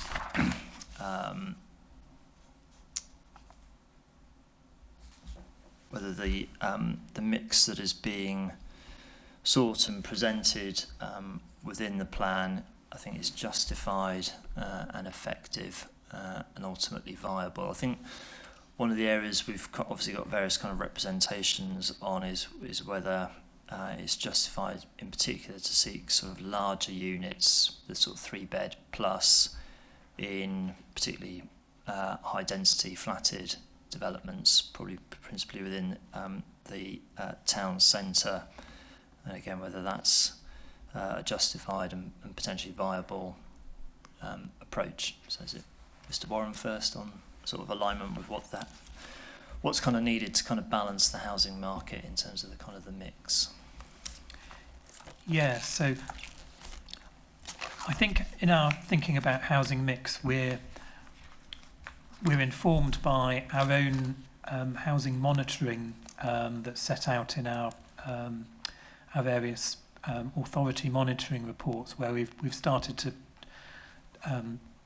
think quite carefully about the implementation of the housing mix policy and what's happening. And what appears to us on the basis of that is that particularly in relation to the market housing, our supply is very much, the supply that we've seen and is in the pipeline is very much skewed towards 1 and 2 bed units, particularly 1 bedroom units, in fact.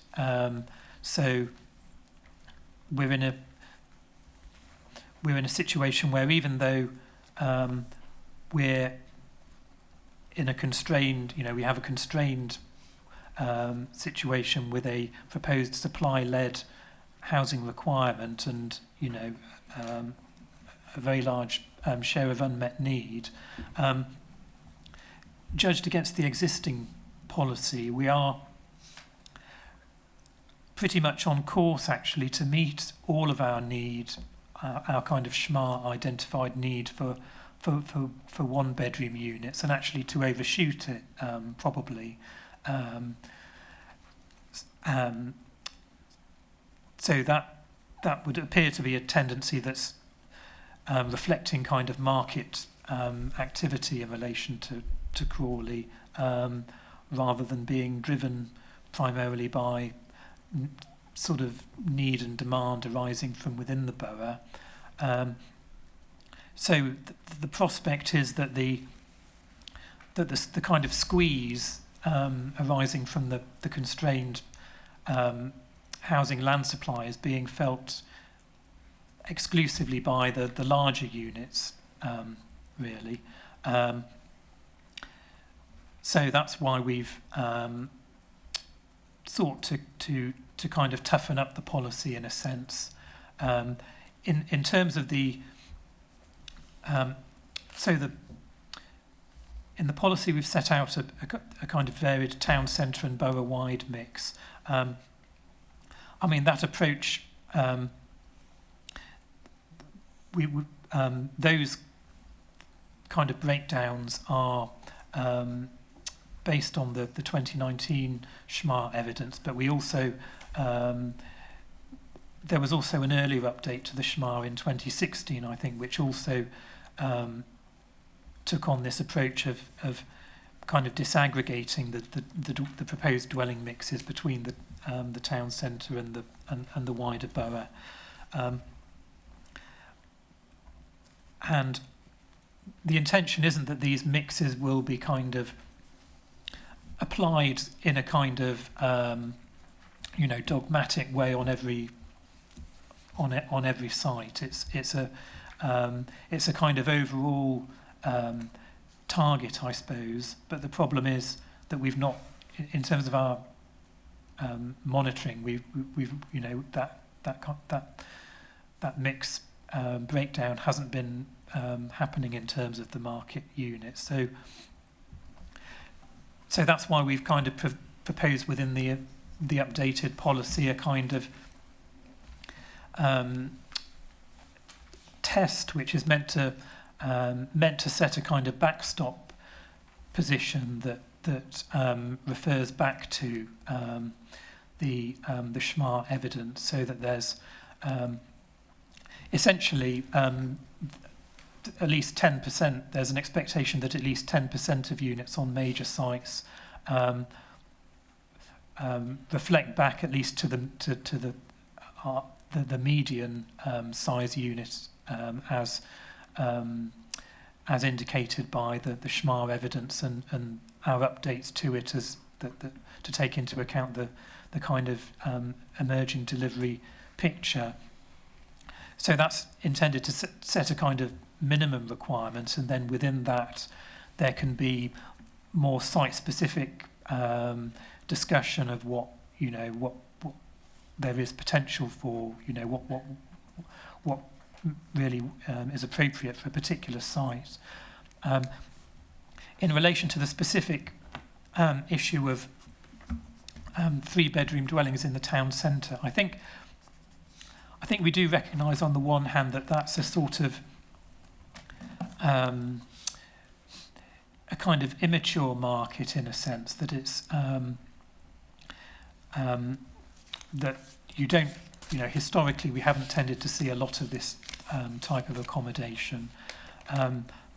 But I think going forward, we don't see an alternative to meeting need and demand for those size units that doesn't, to including some proportion that coming from the town centre. If we're in a situation where our housing need isn't being met by neighbouring authorities, we have a finite supply. We want the supply to be geared towards the structure of the need and demand arising in Crawley, and not kind of sucking in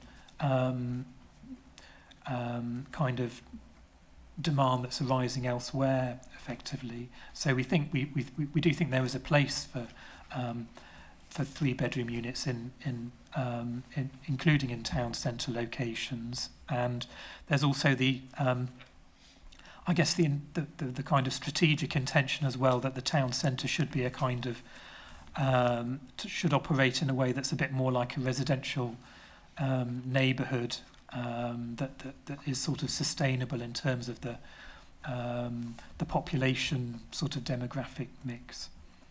So I think what you said, if I understand correctly, Mr. Warren, I think what you're sort of advising is not as perhaps as inspectors to kind of fall into a line of thought, well, we're looking at potentially a wider housing market area in north and west Sussex. If lots of small units would be delivered in Crawley town centre, don't worry about that, because it could be that larger housing will be built elsewhere, potentially some to meet Crawley's unmet need, hopefully. But I think what you're saying is, no, actually, we're trying here to ensure that our needs within the available supply and capacity we have reflect kind of Crawley's profile, rather than kind of make that assumption that, well, it'll be met somewhere, potentially kind of met somewhere else in terms of the size or mix of units. Is that right? That's it, exactly, yeah. Okay, I think that's prompted Mr. Dillon to come in. Thank you. Yes, obviously the CL policies have a very strong emphasis on making efficient use of land, and we have emphasised how much the town centre is important in that regard. So it is an area which will have to accommodate more and more families, and if we are to make more efficient use of land across the whole borough, we do need to be, it might be an immature market, but we need to be developing more in that direction to find new typologies, and again, we have the typologies policies that set that out too, to try and promote, rather than just semi-detached houses or apartments, a more nuanced version of providing family type options. And in DD3, at the end of policy DD3, we recommend, not insist, but recommend things that developers could do to make those units more attractive to home buyers, because at the moment the options are very often binary between just standard apartment amenity offer versus if you want a larger family home or storage facilities, you go to a neighbourhood on the edge of Crawley. So all working together, we hope that helps that agenda. Just sorry, Mr. Dillon, was the reference there to policy DD3? Yes. Yep. Mr. Allison, please. Thank you. Just to add, with the town centre residential developments, it is still very much, well, it's pioneering in many respects. It's a relatively new development, and affordable housing is leading the way on bringing in the 3-bed properties into the town centre. So in all of our schemes that we've developed, we have assertively put in 3 beds. We haven't had any problems with them. We do know of other schemes in the town centre where if the developer had the ultimate choice, they would just put in all 1 beds because the 1 beds has a high square foot rate, and that would give it the yield the highest value. But obviously we need to get that balance. We don't need all the 1 beds. We need the blended. We need family accommodation in the town centre as well. So, but just to make the point that affordable housing has tested it, has pushed it, and we continue to do so, and successfully on the 3-bed front. Thank you for that. I'm obviously mindful we have representation. No, I don't think anybody's here talking to those representations, but obviously there are representations before the examination. I think from the market perspective, reflecting some, I think, their concerns about requiring larger properties. From a viability perspective, I don't know if Dixon Searle can help on this. Obviously hearing it's an emerging market, it's reasonably embryonic in Crawley, but is there still sufficient evidence or assurance that what the council's seeking in terms of the mix of dwellings, particularly in the town centre, is likely to prove, generally viable? Yeah, so I was just going to confirm that our testing, including those typologies within the town centre, did include 3-bed flats as part of that overall assessment. So on that basis, the overall conclusions of our local plan viability assessment is that with those 3-bed units included, that forms part of our results and our overall findings.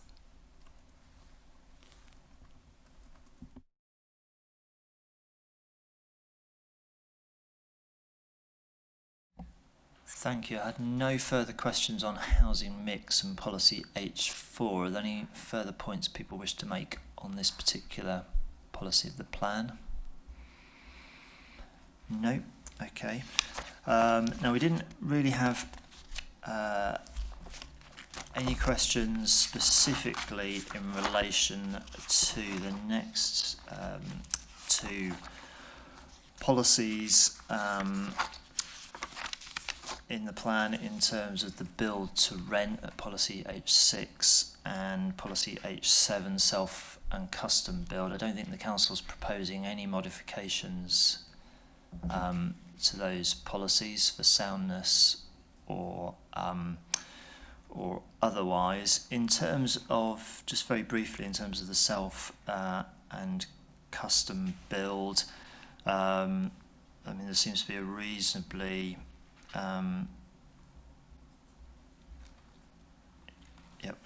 just looking at the also just thinking through the practicality of the policy in terms of where it's likely to apply. Presumably there are relatively few sites where direct custom or self-build provision could be secured. I don't know I think from recollection this was something that has been raised through the duty to cooperate approach in terms of whether ultimately, depending on the scale of need, your neighbouring authorities may be able to assist on this point. But just looking at policy H7, is that a fair reading that actually there are going to be relatively few sites of the kind of the scale that could viably or justifiably support sort of on-site provision? Yes, I think so. I think it's shortage in particular of sites. I guess what you might think of as more sort of greenfield type sites with sort of densities, of a good size, with sort of densities towards the lower end of the spectrum of the kind that we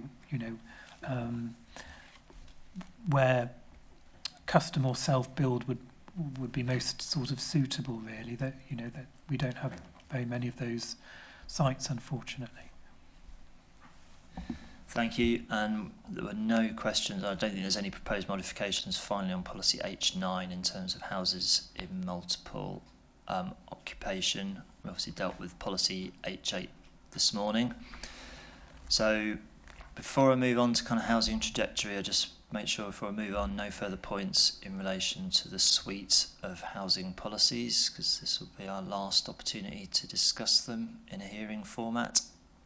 No. In which case I will move then on to its issue 4. It's the last one of the day, people might be pleased to hear, in terms of the housing trajectory and just housing land supply in more general terms. Obviously we heard as part of the part 1 hearings, Mr Warren's just reminded us again that the housing requirement in Crawley will be a supply, or is proposed to be a supply-led housing requirement. In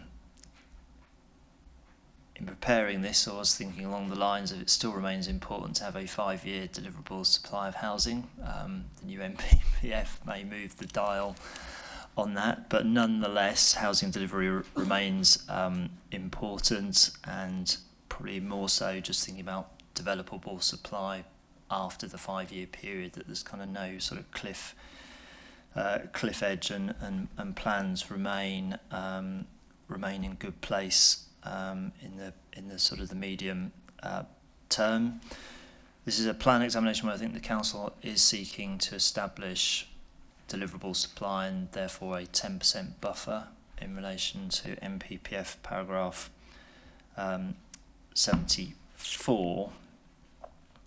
And in terms of just looking at the supply and the trajectory, and I'll be having to hand the latest housing trajectory in document HD 14, which was provided by the council in December. In terms of the kind of the various kind of sources that are being accounted for, obviously the council is making through its housing trajectory, it's making a sensible kind of non-allowance for windfall to start with, and obviously then windfall comes in over the remainder of the plan period, and is probably at the moment in the latter part of the plan period likely to be the main or principal sources of supply. I guess firstly, thinking about our MIQ 622 and 623, is that windfall allowance reasonable? Is there any kind of risk of underestimation in terms of, I don't know, further permitted developments, small scale site assembly? This might be a slight overlap with part 1, but I think just again to just reassure ourselves that that consistent rate of 100 units over pretty much most of the plan period is a reliable position, please.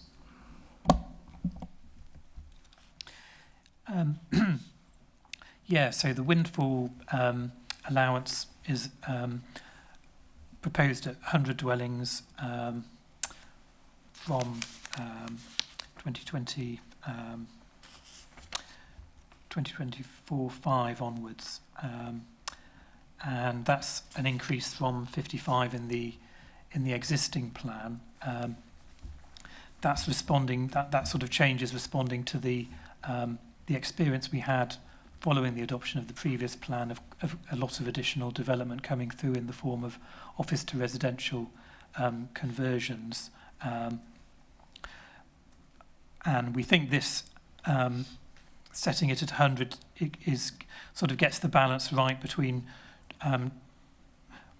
not underestimating the likely housing supply, but also not kind of projecting something that's not sort of credible or plausible. I mean, so the justification for the windfall supply sort of set out at greater length in the windfall statement we've provided, and there's sort of various components to that we're taking into account expected supply from smaller sites, expected supply resulting from the council's own build programme of delivering affordable housing on council-owned sites and other sites. An anticipated increase reflecting our kind of policy approach and also national policy in terms of the emphasis on making effective use of land and introducing the minimum densities.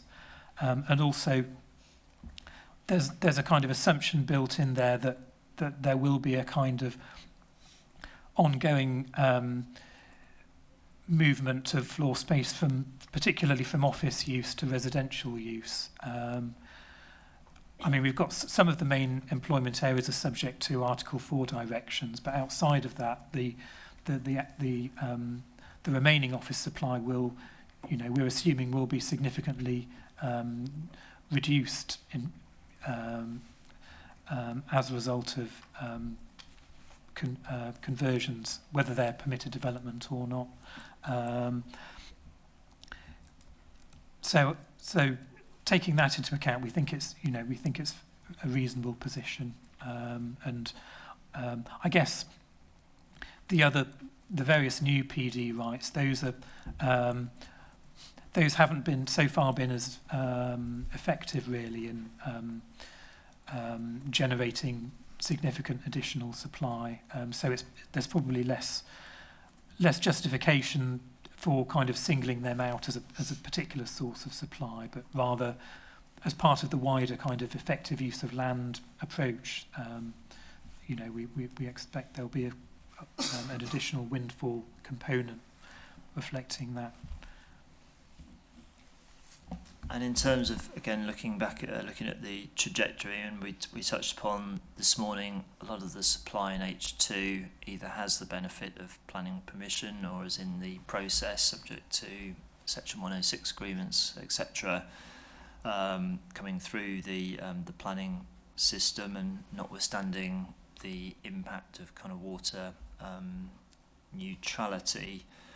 Looking at the trajectory, obviously that consented supply is forecast obviously to perform the bulk of housing delivery over the planned period, perhaps then unsurprisingly tailing off in the last sort of 5, 6, 7 years of the planned period. In terms of just generally profiling that kind of housing supply delivery within policy H2, and I think the second table in document 14 provides a very sort of helpful breakdown of where sort of key components are likely to come forward in terms of sort of general sources. It seems from looking at the trajectory, we're going to have sort of, I'm going to describe them as kind of two bumper phases, where there's particularly kind of strong delivery, one sort of phase starting in 2025 through to 27-28, and a slight sort of lull or slower period in 28-29, and then picking up again for another 3 strong years in years 7, 8 and 9.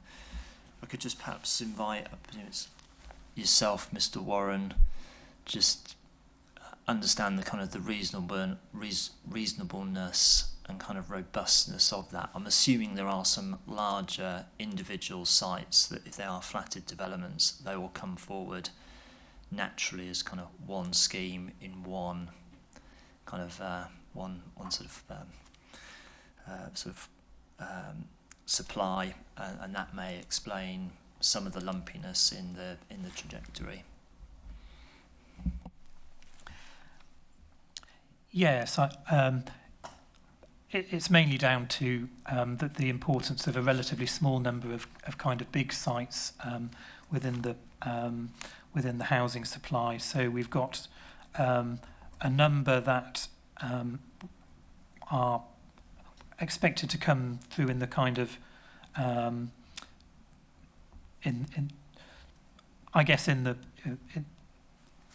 in the sort of mid to later part of the first 5 years. So, for example, the Crawley Station and Car Parks scheme in the town centre, the Telford Place scheme, also so station and car parks, 308 dwellings. Telford Place, that's kind of split into a couple of chunks actually, but with the bulk of that coming in that middle and later part of the first 5 years, representing the scheme that's now got a resolution to grant permission, and then similarly in the sort of second 5 years of the plan, there's the Crawley College site, where we're anticipating we've got 363 dwellings, and then a couple of the other sort of bigger developable sites in the form of the Desmond Anderson site and the land southeast of Heathy Farm. I mean, it may well be that what actually transpires is a sort of flatter delivery pattern, but I mean, historically we have found in Crawley that the delivery has jumped quite a bit from year to year because of these sort of the role of these bigger sites, and the housing requirement that we've set in H1 is obviously on a sort of more consistent basis that sort of averages out those expected ups and downs. And in terms of some of the submissions I heard this morning, I appreciate Mr. Peat is still with us, Mr. Hendy as well, looking through at the trajectory. I appreciate Homes England's position is the Tinsley Lane site's 138, but in terms of the indicative capacity in policy H2, it's 100. Obviously, the council's inviting the 120 figure, and that's all to be delivered. Well, effectively in one year, whether that happens in practice, but certainly within the first 5 years of the plan period. So I'm not sensing any kind of inconsistency with how the council's looking at the profile of delivery on that site to what I think Homes England is saying will happen. Yes, I think I said this morning, didn't I, that we certainly expect to be delivering all 120 or 138 within the first 5 years, whether it's 120 in 1 year or whether it's split over 2 years, it will all be within the 5 years, yes. And similarly for Mr. Hendy for Persimmon, I think again, I know you've got your reservations about 10 units in effectively next year, 24, 25, but from there on in, I think the council again, it's profiling that site in terms of its delivery along the line, phase 4B at Forge Wood. At the 60 units, I think you've advised. Yes, I explained this morning, so effectively we need 9 months to get the first completion once we get a start on site. At the minute we don't know when we're going to get the reserve matters approval through. Hopefully we'll get it this year, and then we'll see some completions coming through next year. So we're projecting 60 per annum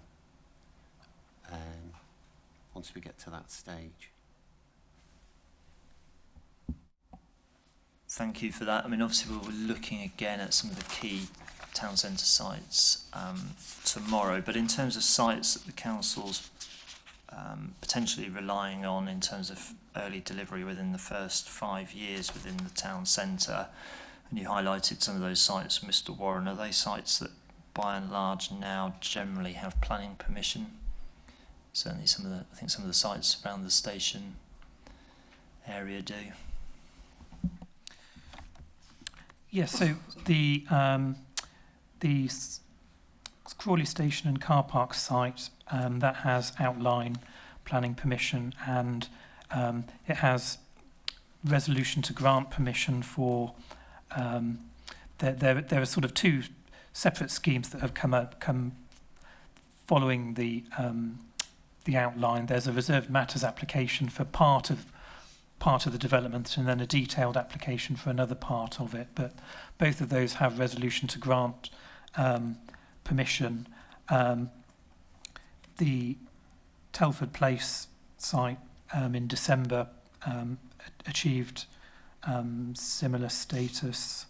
The land north of the boulevard, that's the previous town hall, yes. So that has outline permission with the reserved matters application currently pending. So we think those are deliverable within the first 5 years. Mr. Allison just made an additional point about the role of water neutrality. I mean, that's one of the issue that's been sort of holding up some of these. Well, it's the one that's been holding up the ones that have got to the resolution to grant stage, and so that's part of the reason for the kind of spike that you're referring to in the sort of mid to later part of the first 5 years. There's the Longley House scheme as well, which again has a resolution to grant permission and water neutrality scheme agreed by Natural England, and that's again scheduled to come forward in the first 5 years. There's another site, the what we call the former TSB site on Russell Way. That's that 59 dwellings. That's sort of, again, that's a site that obtained resolution to grant planning permission, but sort of held up again by water neutrality, but which we think is deliverable within the first 5 years. Thank you. And in terms of how this all then potentially feeds through and looking at the various kind of tests within the MPPF, as discussed at the Part 1 hearing, there was a clarification around the plan period, and I see the Council's now putting forward, as part of the schedule of proposed modifications, was it what is in effect a consequence of I'll call it an additional year to the plan period, and that then reflects in a number of proposed changes to policy H1 in essence, and then some consequential changes for policy H2 as well in terms of the plan period. And I think I'm finally getting my head around the Council's schedule, that you are identifying what you think are main modifications, I assume, in terms of the reference MM 000 to potentially be filled in at a later. Yeah, they were the ones I think you indicated in stage 1 that would be main modifications. So obviously any that have come out since, then we would obviously do the same. But yes, it was just a way to perhaps just clarify that was something that the Council has picked up from your previous conversation. Thank you for that clarification. So in terms of the Council's proposed changes then, in terms of particularly looking at H1, I can see through how some of the figures are changing. So it's the additional 755 in terms of another year's worth of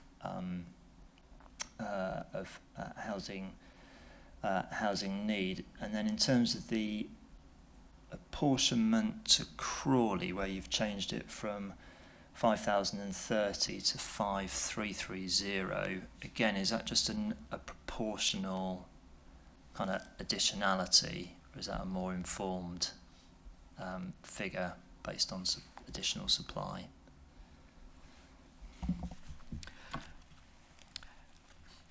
It's partly that the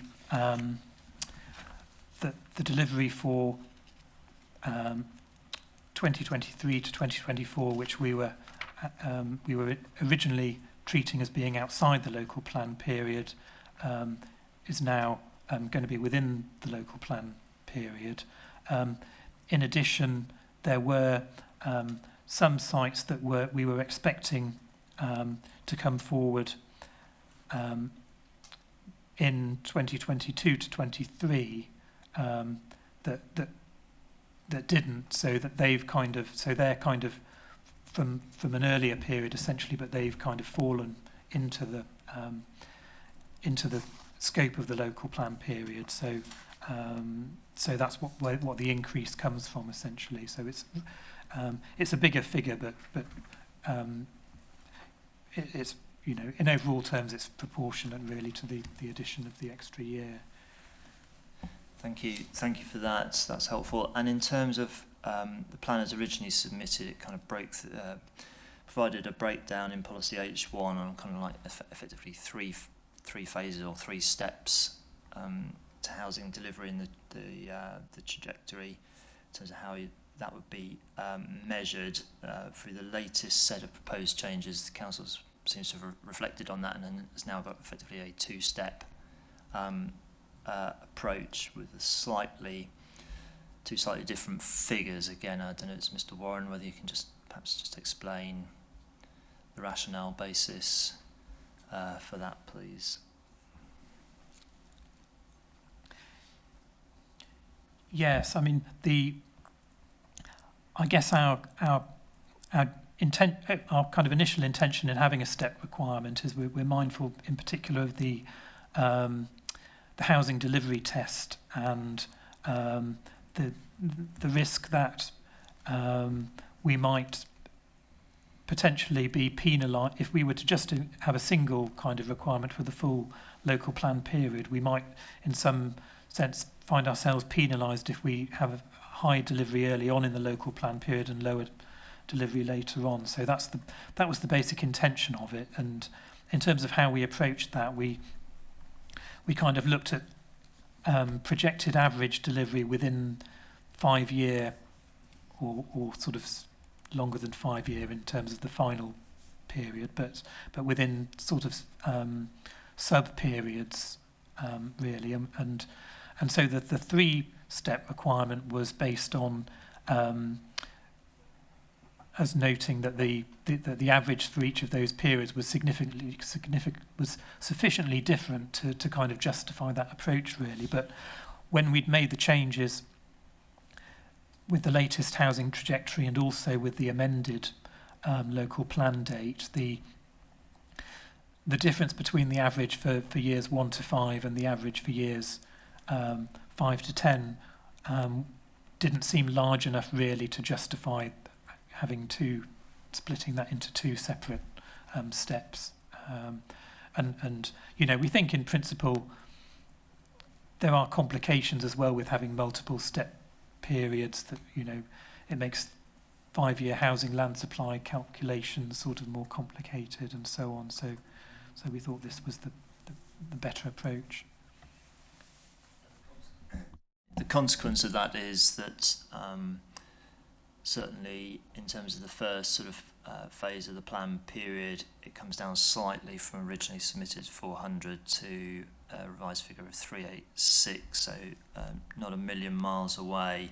When I look at the housing trajectory, if we're assured about the delivery of the component sites, I think the council's run the calculation in terms of a 10% buffer, and the outcome of that is, you know, from the council's perspective, if the plan moves forward to adoption, you would have a 5-year supply on plan adoption. Is that correct? Just over 5 years? Yes, the calculations set out on the sort of front of the housing trajectory. Basically, we express it as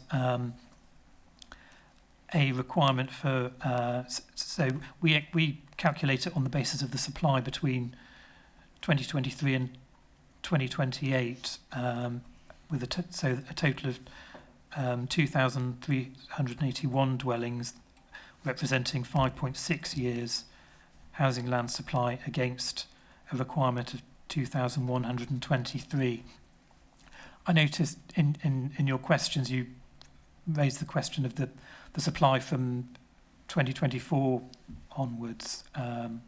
You may get there before me, Mr. Warren. I was reflecting on that and thinking, why did I go there? Because I think what we need to probably do, in my view, on reflection, is work to what's already before us from 2023, rather than start recalculating things as of 1st of April 2024. So apologies for any confusion from that question.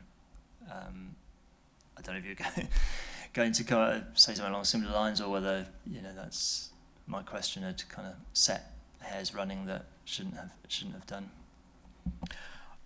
Well, we would just observe that even with that change that it's still there's still a 5-year housing land supply, although not so 5.48 years. We had sort of checked that, but yes, happy to keep it as expressed in the updated housing trajectory. It's probably a useful test, because I think certainly after the 5-year period, it's then that assurance that I mentioned earlier, we're not on a sort of or Crawley doesn't find itself in a sort of housing delivery cliff edge, that beyond the anticipated first 5 years of this plan period, and potentially in kind of difficulties around housing land supply, that from the evidence before us, whether it's in 2028 or the subsequent 3 years, there does seem to be a sort of a healthy amount of supply that's still to come through to contribute to the initial sort of figure of 386 over that period. Thank you. Are there any further questions or points people wish to raise in relation to the housing trajectory? Mr. Hendy, please. Can I just make a comment on that last point about the 5-year supply on adoption? Obviously, that's in the context of an unmet need of 7,505. So there is kind of an under-delivery in overall terms, but obviously that 5-year supply is looking at whatever you decide is the housing requirement that the Borough Council should be expected to provide. So I just think it's important that we don't lose sight of that broader context, particularly in view of the proposal to safeguard the land for a wide space runway should it ever come forward. So that's all I wanted to say on that point. Thank you for that, Mr. Hendy. I do appreciate looking through at the Council's proposed modifications. There are then consequential changes in terms of that level of unmet need. So thank you for that. There's nothing further. Just bear with me.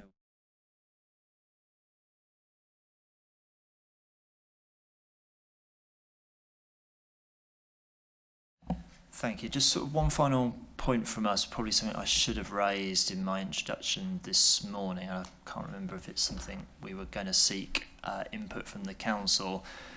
It is about, funnily enough, it does in a way link on from what Mr. Hendy just said. When we last sat here, both Horsham and Mid Sussex, when we came to the duty to cooperate session, were indicating that they may get to Regulation 19 proposed submission publication. We think that has happened, but I don't know if Crawley Borough Council can confirm whether your neighbouring authorities met the milestones that they were telling us back in November they might be aiming to achieve. Yes, they both successfully secured their council's resolution to go out to Reg 19s.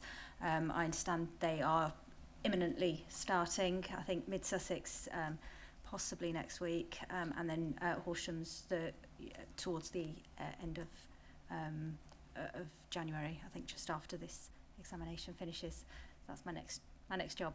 But yes, they did get to get that confirmation. So. I appreciate it is fully just a regulation. It is a Regulation 19. It is a milestone in plan preparation. Is the council able to advise, or is it aware? Do either of those plans that were signed off include the particular developments at Crawley that have often been referred to in terms of west of Ifield and land at Crabbett Park? Yeah, they both have proposed to allocate the Crabbett Park in the Mid Sussex District Plan and west of Ifield in the Horsham Plan.